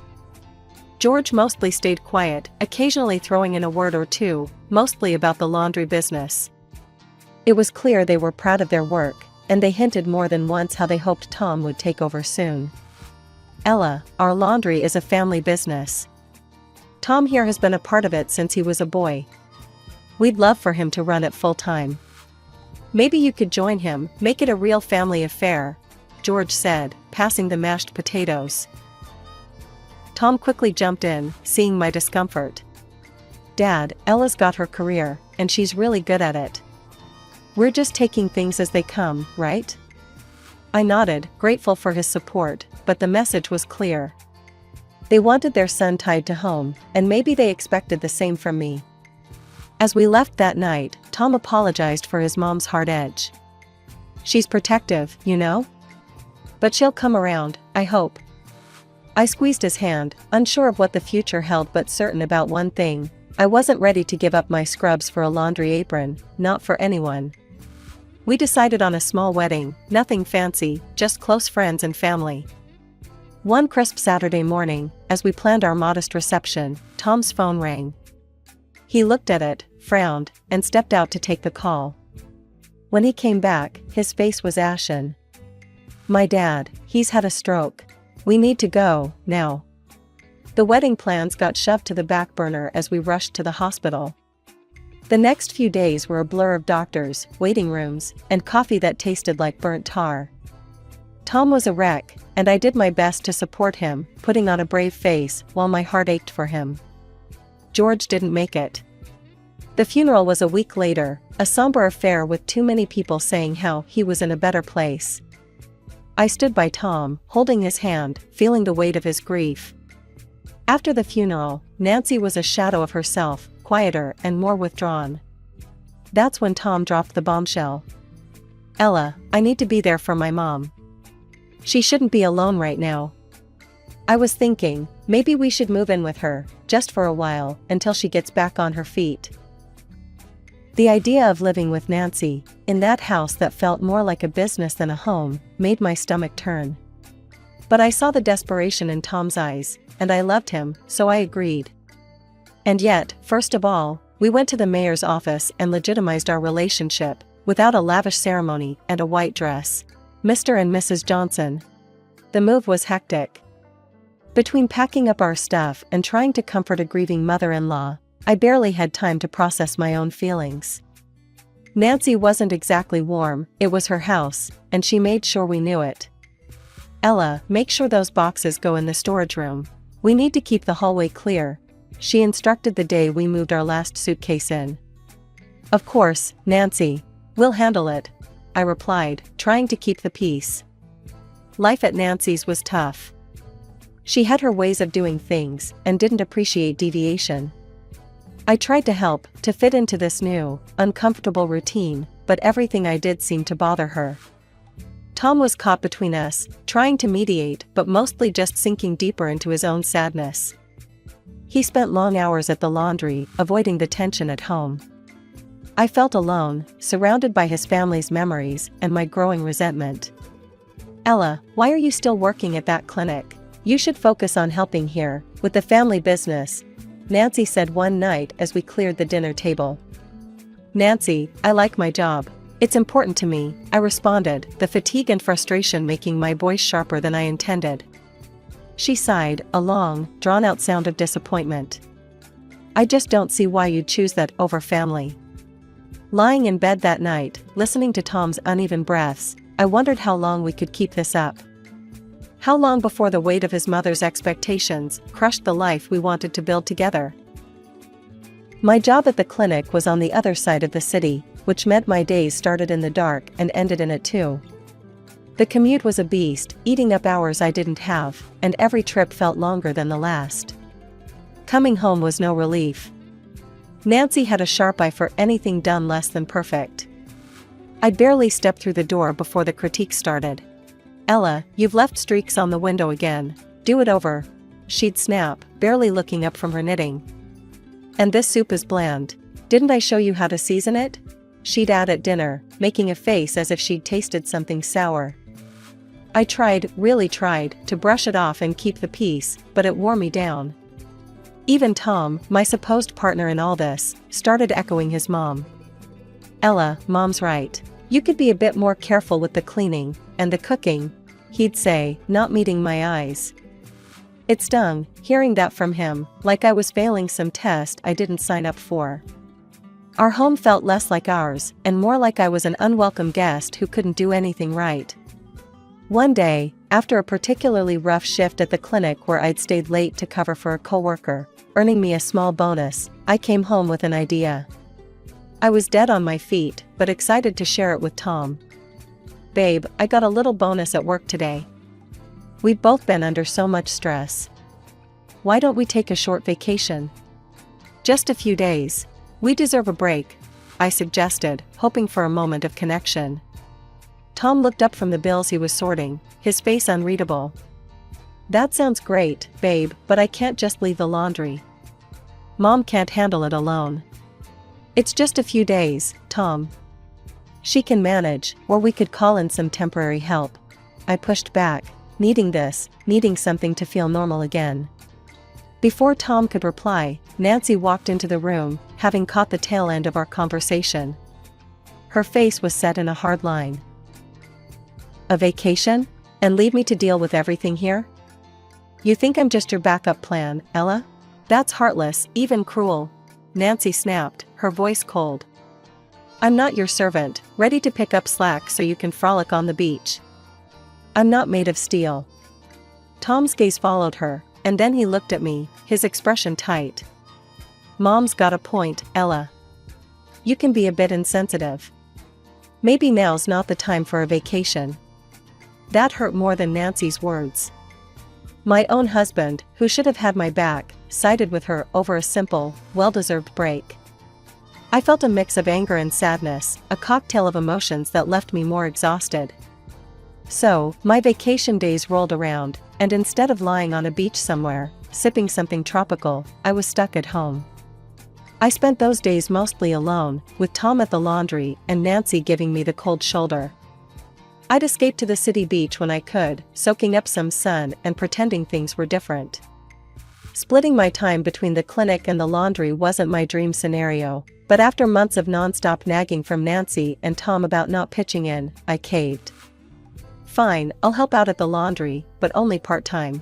I'm not giving up my job at the clinic, I told Tom, setting my terms. He seemed relieved, almost happy, but then he dropped another bomb. That's great, babe, but I won't be able to pay you a salary. We'll just give you access to the family account, keep things simple and tax-free. I was too tired to argue. Sure, whatever works, I muttered, not fully processing yet another sign that I was sinking deeper into their world, my own desires drifting away. The transition was rough. Mornings at the clinic were hectic, and afternoons at the laundry were a crash course in a business I had zero interest in. Still, I learned the ropes, got to know the regular customers, and even started seeing ways we could do things better. A few months in, I gathered enough courage to bring up my ideas at dinner. Tom, Nancy, I've been thinking about how we could bring in more customers. Maybe we could offer loyalty discounts, or even host a weekly express service day? Tom barely looked up from his plate. Ella, I appreciate you trying to help, but I've been in this business since I was a kid. I know what works. I bit my lip, frustration bubbling. It's just an idea. And there's also a room next door that just freed up. We could expand, offer more services. Nancy laughed, a harsh sound that made me flinch. Trying to take over now? Think you can run things better than us? Don't make me laugh. I retreated, feeling smaller with each word. It was clear they didn't value my input, only my compliance. But I couldn't let it go. The laundry was struggling, and it pained me to watch something tied so closely to Tom fail because of stubbornness. One afternoon, as I folded clothes in the back, I overheard Tom arguing with a supplier on the phone. No, I can't meet that order. We're not pulling enough profit this quarter, he said, frustration evident in his tone. I waited for him to hang up, then approached cautiously. Tom, if we're struggling with profits, why not reconsider some of my suggestions? They could really help. He sighed, rubbing his forehead. Ella, I said no. This is how we've always done it. It's not about new ideas, it's about tradition, about keeping things the way my dad ran them. I stepped back, realizing this battle was lost before it even began. Day by day, I watched the laundry's profits dip, our arguments become more frequent, and the distance between us grow. It was my birthday, a day I hoped would be a small bright spot in the dreary grind of the past months. I left a note for Tom on the kitchen table early in the morning, telling him I'd be out until noon. I wanted some time for myself, to just breathe and maybe feel a bit special. I spent the morning downtown, picking out a beautiful new dress and then treating myself to a full makeover at the beauty salon, hair, nails, the works. It felt indulgent, spending money and time on myself like that, but it was my day, and I was determined to enjoy it. However, the moment I stepped back into the house, bags in hand and feeling lighter than I had in weeks, the atmosphere shifted. I was met with a storm. Where the hell have you been? Tom barked the second I closed the door. Next to him, Nancy stood with her arms crossed, her expression thunderous. I left a note, I stammered, confused by their anger. I was out for my birthday, remember? Birthday? Tom scoffed, and Nancy snorted. A lot of good that does us. You left the laundry unattended, and there was no breakfast prepared. You think today's somehow different? Nancy accused, stepping closer. Her voice was sharp, each word a knife. Stunned, I felt my heart sink. But it's just one morning. One morning out of the entire year, I said, my voice barely a whisper now, hurt flashing through me. Nancy's lips curled in disdain. I don't care about your birthday. You're just lazy and stupid, thinking only about yourself. You don't even do a good job as a housekeeper. I looked to Tom, searching his face for any sign of support, any hint of the man I'd married. Tom, you don't believe that, do you? Tell me you don't agree with her. He met my gaze, his eyes cold and distant. She's right, Ella. Maybe you don't fit in here after all. I don't need this chaos. That was it. The last straw. My whole body trembled with the force of my decision. I want a divorce, Tom. Nancy clapped her hands, her voice rising in excitement. Finally, we'll be rid of you, you stupid, arrogant freeloader. And you'll pay us back for letting you live here for 3 years. We've wasted enough on you. I laughed, a bitter sound that echoed in the tense air. Oh, I'll pay you? Funny, I was thinking you owe me for all the unpaid labor. For every holiday, every sick day I never took. That's what you'll be paying me. Nancy's face fell, her mouth snapping shut. I didn't wait for another word. I marched upstairs, pulled out my suitcases, and started packing. Clothes, a few personal items, anything I could call mine. Within an hour, I was ready. Suitcase in hand, I walked out of that house. I didn't look back, not at the home I had tried to make mine, not at the life I thought I wanted. I moved into a small rented apartment, a place that was mine alone, no judgments, no snide remarks, just quiet and peace. For the first couple of days, I wallowed in my grief. But as I sat there in the silence of my new space, something shifted inside me. I was done crying. It was time to show them they were wrong, to prove that I could stand on my own. Fired up, I filed for divorce, laying out my case for the unpaid labor and the emotional turmoil they'd put me through. I also took a 3-month unpaid leave from the clinic. I needed this time, not just to heal but to set up my own venture, something that would hit Tom and Nancy where it hurt, their business. I remembered the vacant room next to their laundry, the same one I had suggested they expand into. It was a stroke of irony, or maybe fate, that it was still empty. With my savings, I signed the lease. The place was a mess, but I saw its potential. The renovations were tough, and every decision from paint colors to plumbing fixtures felt monumental. But I poured my heart into every detail. This has to be perfect, I told the contractor, pointing out exactly where I wanted the new washers and dryers. Top of the line, everything. Once the place was shaped up, I moved on to the supplies and equipment, choosing only the best. Safety and quality were my top priorities. I installed video surveillance and high-security locks, ensuring that my customers would never have to worry about their belongings. With the logistics in place, I focused on the customer experience. I set up a small coffee machine offering free coffee, created a cozy corner for kids, and even installed a couple of slot machines to keep clients entertained while they waited. Every detail was designed to make my laundry not just a necessity, but a pleasant part of my customers' day. Opening day was a mix of nerves and excitement. People were curious, of course. Some came in just to see the new place, others out of loyalty to Tom and Nancy. But once they experienced the difference, word started to spread. I made it a point to meet every client, to ask about their day, to ensure they were satisfied with our service. Thanks for choosing us, I'd say with a smile. Let us know if there's anything else we can do for you. Slowly, word started spreading. Positive reviews popped up online, praising the clean facilities, friendly service, and innovative touches. More and more people began choosing my laundry over Tom's. One busy afternoon, as I refilled the coffee machine, a regular customer, Mrs. Henderson, approached me. "Ella, dear, I must say, your place is a breath of fresh air. I told all my friends about it." I smiled, handing her a cup. "Thank you, Mrs. Henderson.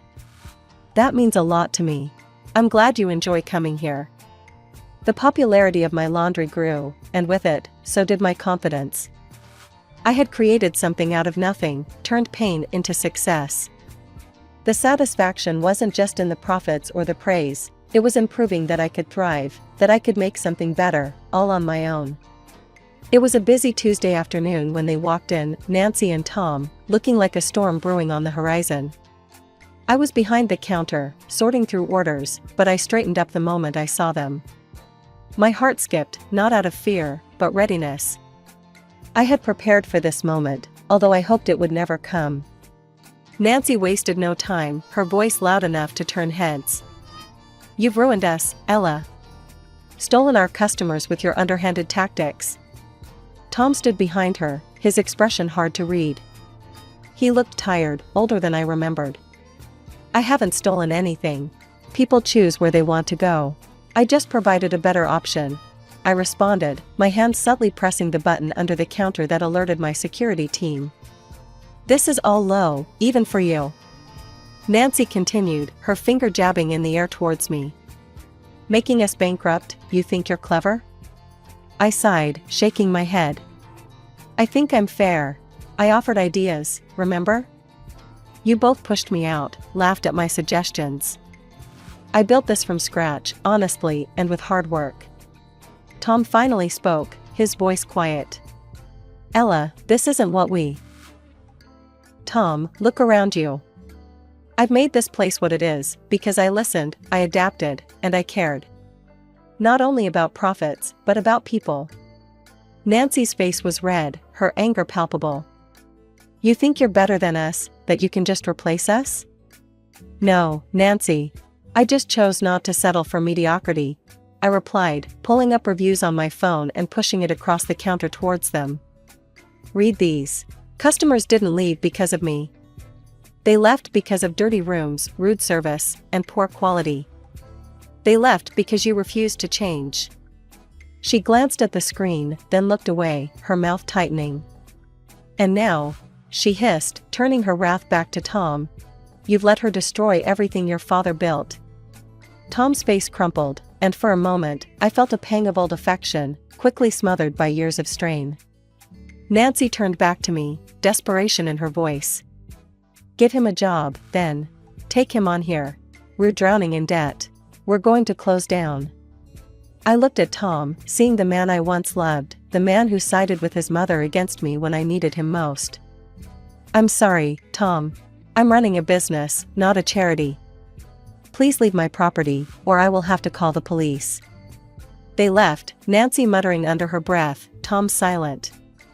Watching them go, I felt a chapter close, one filled with hard lessons and tougher resolutions. Since then, my laundry continued to thrive. Word of mouth and positive online reviews kept new customers coming. I eventually decided to leave the clinic altogether, pouring my heart into this venture that had started as a challenge and turned into my passion. Ever since I was a kid, I knew I'd be helping people. Growing up, every time I patched up a scraped knee or helped soothe a fever, it felt right. I'm Anna, by the way. My journey into the medical world wasn't glamorous, but it was mine, and I clung to it with everything I had. The university was my escape and my battlefield. I wasn't the top of my class, but I hustled hard. Nursing wasn't just a program, it was a ticket to making a real difference. And hell, I worked every angle, from grueling night shifts at the local clinic to volunteering at blood drives. Anything to build that resume and keep the scholarships coming. After getting my degree, I stayed in the city. The hospital gigs were fine, but something was missing. That's when I stumbled into cosmetology. It might not sound like life-saving stuff, but you'd be surprised how much a good skin day can mean to someone who's been battling acne or scars. I hustled some more, saved up, and eventually, with a chunky loan weighing down my bank account, I opened my own small office. It was just a tiny room in a shared space, but it was mine. It was at one of these rare gatherings with friends, you know, the kind where you realize you haven't seen each other in ages and everything just clicks, that I met David. He was a friend of a friend, typical setup. "So, you're like a nurse or something?" David asked, beer in hand, an easy smile on his face. "Was. Now I'm a cosmetologist. I own my place," I said, a little too defensively, expecting the usual judgment. "That's badass. Running your own show. Must be nice calling the shots," he said, genuinely impressed, not a hint of sarcasm. "Yeah, it's pretty cool." "Hard, but cool," I admitted, warming up to his interest. The night faded into a blur of laughter and music, but David's words stuck with me. He wasn't like the others who just nodded along. He got it, the grind, the passion. It was refreshing. Life before David was simple. work, pay bills, hang out sometimes. But after that night, things changed. We started seeing each other, and every date, every late night call, it just felt like, maybe, just maybe, I wasn't in this all alone anymore. Over the next few months, we found our rhythm. He'd text me in the morning, something goofy to start the day. I'd call him on my breaks, just hearing about his day made the hours easier. He worked in tech, something about networks, and a lot of complaining about how nobody appreciated good code. He met my friends, I met his. His mom, Mrs. Walker, took to me right away. She was a stout woman, strong in her opinions, and generous with her laughter. The first time I met her, she hugged me like we were long-lost family. "David hasn't shut up about you," she whispered in my ear. "About time he found someone who can keep up with him." We had dinner at her place one Sunday. It was all very casual, homemade lasagna, and stories about David's childhood. "He used to run around barefoot all summer," she laughed, said shoes made him slow. David blushed, tried to change the subject. "Mom, come on, don't embarrass me." "Oh, hush, let her see you're not as cool as you pretend," Mrs. Walker teased, and we all laughed. It was easy, comfortable. It felt right, being there with them. After about a year, things got serious. We were spending almost every night together, and not just at my place. One chilly evening, wrapped up in blankets on my tiny balcony, David broke the silence. "Anna, I've been thinking about us." I tensed, uncertain. "Yeah? What about us?" He took a deep breath, his hand finding mine under the blanket. I know I want to build something with you. A real life. What do you think?" My heart raced, but I played it cool. "Build something, huh? Like Lego or more a Monopoly kind of deal?" He chuckled, squeezing my hand. "Funny. I mean a life, Anna. Together.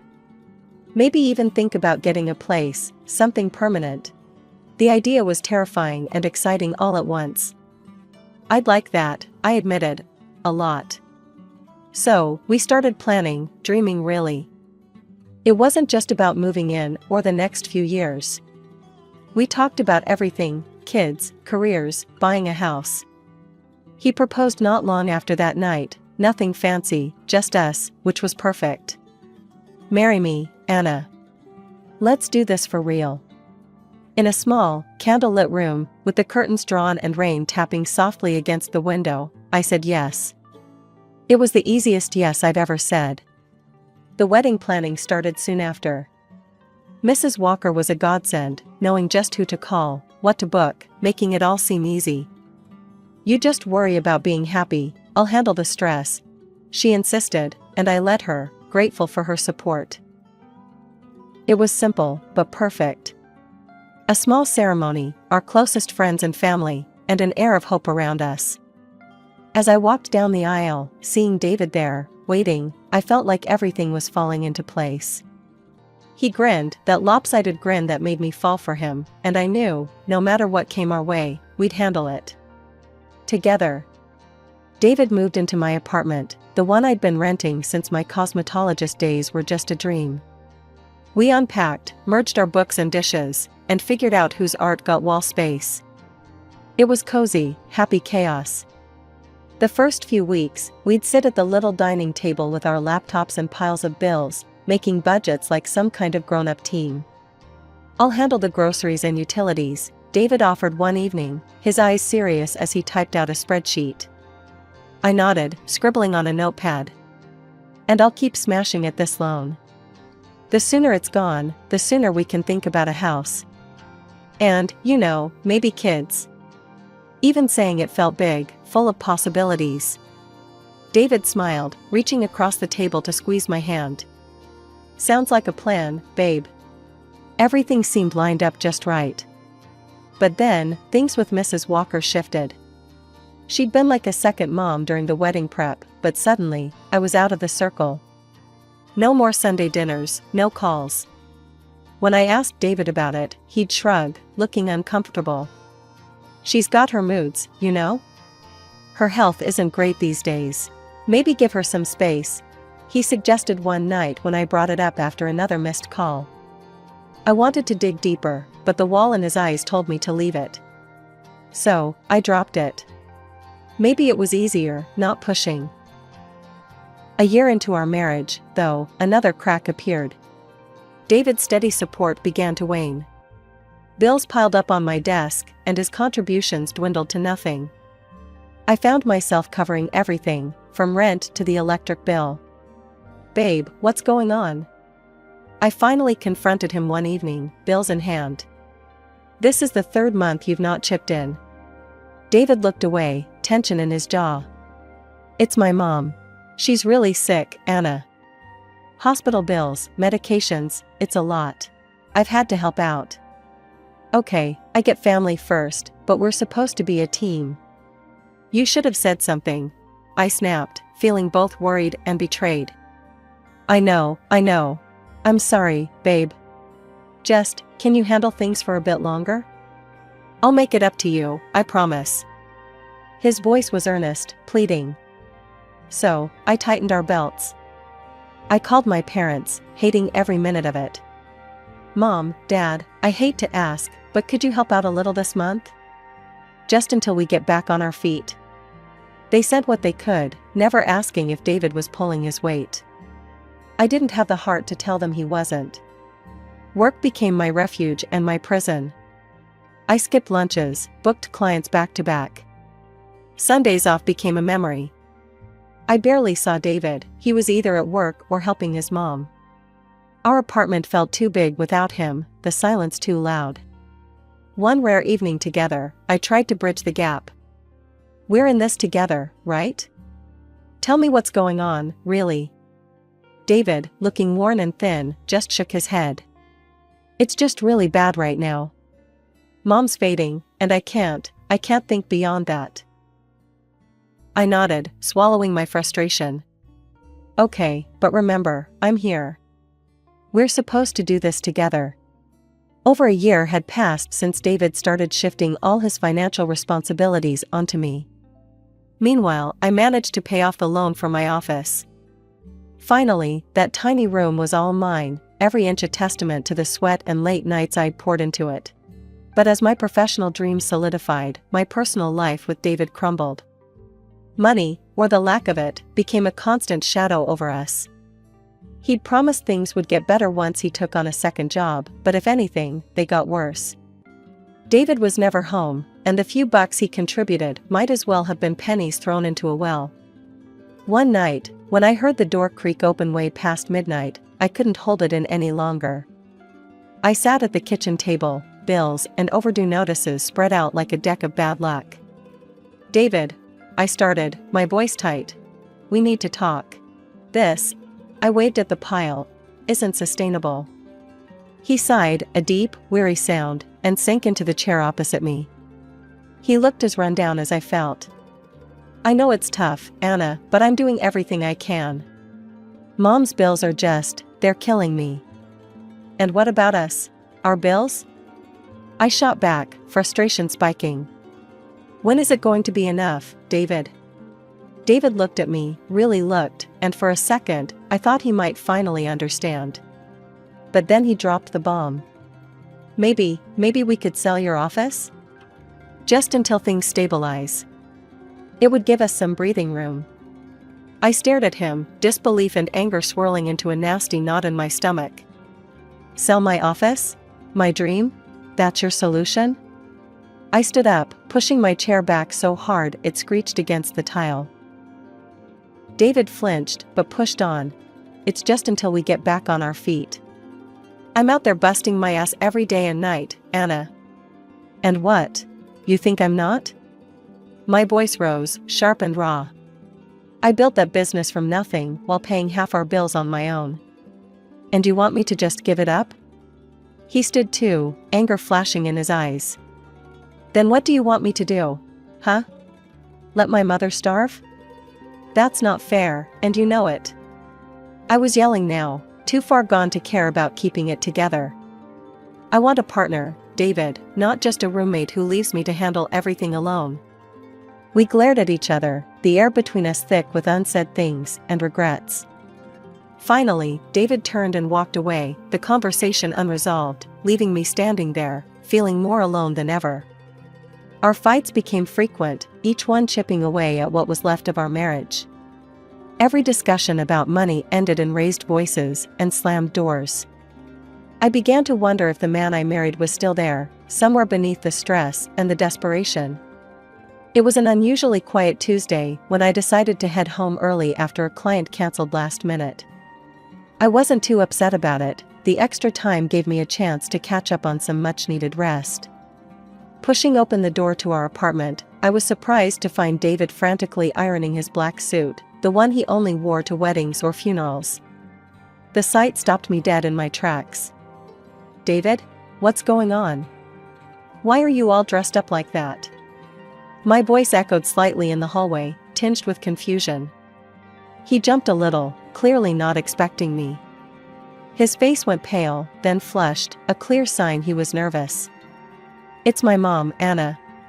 She passed away last night. There's the funeral tomorrow." The news hit like a sucker punch. Despite everything, Mrs. Walker had been like family to me once. "Oh, David, I'm so sorry. I'll come with you, of course." "No." His response was sharp, slicing the air. She didn't want you there, Anna. Her last request. She said she never really liked you." His words were blunt, cold even. I recoiled as if slapped, my heart thumping painfully in my chest. Okay. If that's her wish. It hurt, more than I expected, but I swallowed the lump in my throat and nodded, stepping away to hide the hurt. David didn't say anything more. He just went back to his ironing, leaving me standing there, a mix of grief and confusion swirling inside me. That night, I lay in bed, thoughts racing. Something didn't sit right with me. Mrs. Walker and I had our differences, but this seemed too harsh even for her. The next morning, I watched from the window as David left, dressed in his suit, looking every part the grieving son. Once he was gone, I made a decision. I rescheduled my appointments and drove to Mrs. Walker's house, expecting to find a gathering of some sort, maybe just the tail end of it. But the street was quiet. Too quiet. Her house looked just like any other day, no cars lined up outside, no signs of a wake. Confusion led me to the front door, and on impulse, I rang the bell. The door swung open, and there she was, Mrs. Walker, very much alive, staring back at me with wide eyes. My heart stopped, then started at a sprint. You're alive?" She took a step back, her own face a mask of shock. "Anna? What on earth, why would you think otherwise?" David told me you were." The words tangled in my throat, too surreal to voice fully. "Dead?" She finished for me, her brow furrowing in confusion and concern. "My God, no. Come in, Anna. We need to sort this out." Numbly, I stepped inside, the familiar smells of her home wrapping around me like a bewildering comfort. We sat at her kitchen table, the same place we'd shared many cups of coffee. "I don't understand." "He said there was a funeral today. He was so upset." My voice trailed off as I pulled out my phone, the need to confront David growing urgent. But just as I was about to dial, my phone buzzed with a notification. David had started a live stream on Instagram. Curiosity overpowered everything else, and I clicked the link, my fingers trembling. There was a live broadcast of the funeral. But who was in the coffin if David's mother was sitting next to me? We needed to find out the truth, so we went to the funeral, finding out the exact address in one of the comments. As we drove, I couldn't help but replay the last few years in my mind, trying to piece together the deception. "So, he told you I didn't want to see you?" I asked, turning to look at her as she focused on the road. "Yes, and I believed him. And all this time, I was sending him money because he told me you were struggling with debt, that creditors were after you," Mrs. Walker explained, her voice tinged with hurt. I shook my head, feeling the weight of missed connections. "That's not true. He told me you were sick, and that you didn't want anything to do with me." He said visiting would stress you out. He's been lying to both of us, playing us against each other. We drove in silence for a while, each lost in our thoughts, until we reached the cemetery.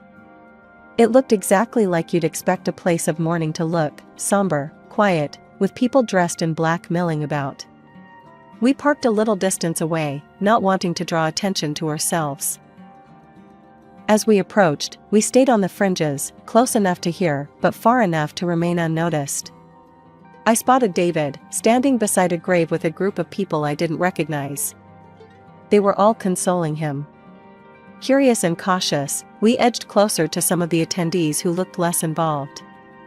Mrs. Walker nudged me, and I cleared my throat before speaking to a somber-faced woman standing nearby. "Excuse me, I'm so sorry for your loss.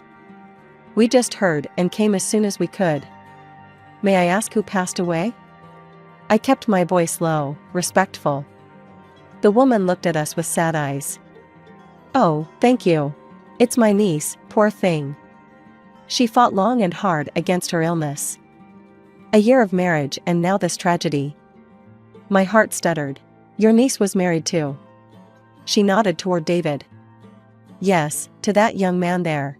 They were so in love. Heartbreaking." The pieces clicked, each one a betrayal. I felt Mrs. Walker stiffen beside me, her breath catching. "He's been living a double life," I said, the words tasting foul in my mouth. Mrs. Walker covered her face with her hands briefly, before looking at me, her eyes fierce. "We can't let him get away with this. Not only has he lied and cheated, but he's also played us for fools. Let the funeral end, see where he goes, who he talks to." So, we waited, hidden in plain sight among the mourners, watching as David played the grieving husband. It was a performance worthy of an award, and under different circumstances, I might have applauded the sheer audacity of his deceit. After the funeral, Mrs. Walker and I slipped into her car, keeping a low profile as we trailed behind David and the grieving parents of the woman he claimed to love. They drove to a large, beautiful house, its door standing open. We parked a bit away and walked up quietly, unnoticed in the chaos of guests and condolences. Stepping into the house, the murmur of voices from the living room guided us. We hovered just out of sight, catching the tail end of a conversation that made my blood run cold. "He's like a son to us now," the deceased woman's father was saying, his voice thick with emotion. "And we've decided, in light of our daughter's passing, to leave him everything, the house, our business. It's what she would have wanted." David's response was choked, a sob breaking through. "Thank you. I've lost my parents years ago, and having a family again means everything to me." Suddenly, Mrs. Walker couldn't contain herself any longer. She burst into the room, her voice a sharp crack in the solemn atmosphere. "When exactly did I die, David?" The room fell silent, all eyes snapping to where we stood. David's face went from grief-stricken to ghostly pale, his eyes wide with shock. I followed Mrs. Walker in, my own anger bubbling over. "Yeah, David, what's going on? How could you marry again? Did you forget you already have a wife?" The parents of the deceased woman looked from me to David, confusion turning to horror. "What is she talking about, David? Married? To her?" David stammered, his earlier composure crumbling under the weight of his lies. It's not like that. I can explain." "Explain? Explain how you've been lying to us all this time?" The father's voice boomed, his initial kindness curdling into fury. David's desperation was palpable as he turned to the parents. "Please, you have to understand, I was going to fix everything." Mrs. Walker snorted, disbelief and anger etching her features. "By faking your mother's death? By marrying another woman while your wife is still around?" David looked at me then, his eyes pleading. "Anna, I'm sorry. I got into some trouble, some really bad debts with dangerous people. I thought I could fix it before it got out of hand." The deceased woman's mother finally found her voice, her grief morphing into outrage. "Get out of our house. We will be calling our lawyers. You will give back every single penny." On the front lawn, as David was escorted out by the father, Mrs. Walker turned to him, her voice cutting through the crisp air. "I don't ever want to see you again. You are no son of mine." David collapsed to his knees on the pavement, crying out, "Please, don't leave me like this. They'll kill me. I just need a chance to make things right." I watched, numb, as he reached for us, his tears leaving trails on his cheeks. But there was nothing left to say. I turned away, the final shred of any affection I might have had for him withering in the harsh light of his deceit. The morning after David's deception unraveled before the world, I was sitting across from my lawyer, a steely-eyed woman named Sharon who had come highly recommended. "So, you're telling me he forged my signature on divorce papers?" I asked, still grappling with the breadth of David's betrayal. Sharon nodded, her lips a thin line. "Exactly. And it was this forgery that allowed him to marry again legally. We've got a clear case for fraud." By the afternoon, I was at the police station, recounting everything to a sympathetic officer who promised they'd take it seriously. True to their word, the wheels of justice spun faster than I'd expected. David was conditionally convicted of document forgery within weeks. During this whirlwind, I also demanded financial restitution for the years I'd unwittingly supported his double life. Between my claims and the lawsuit filed by the parents of his second, late wife, David's facade of a successful, if secretive, life crumbled spectacularly. He did pay, both financially and morally. With his assets liquidated to cover the settlements and his reputation in tatters, David fled the country, chased by the debt still snapping at his heels. With the money I received, I poured my energy into expanding my cosmetology office. New equipment, a fresh coat of paint, and 2 new hires later, it felt like I was finally rebuilding from the ruins David had left behind. In the midst of the chaos, a new, unexpected chapter of my life began. I discovered I was pregnant. The news brought a whirlwind of emotions, fear and joy inextricably linked. But when Mrs. Walker heard, her reaction was nothing but supportive. "Anna, this is wonderful news. Say you'll let me help, let me be a part of this child's life. Heaven knows, after everything with David, I need something good to focus on," she assured me over the phone, her voice warm and unwavering. Mrs. Walker not only supported me but went so far as to include me and my future child in her will, making us her sole heirs. It was more than I could have ever expected, and it solidified our bond, forged not by blood but by shared trials. We often spent afternoons together, planning for the future, discussing how we'd decorate the nursery, and talking about what we'd teach the little one. The betrayal that had brought so much pain had also brought unexpected gifts, and I found solace in that silver lining.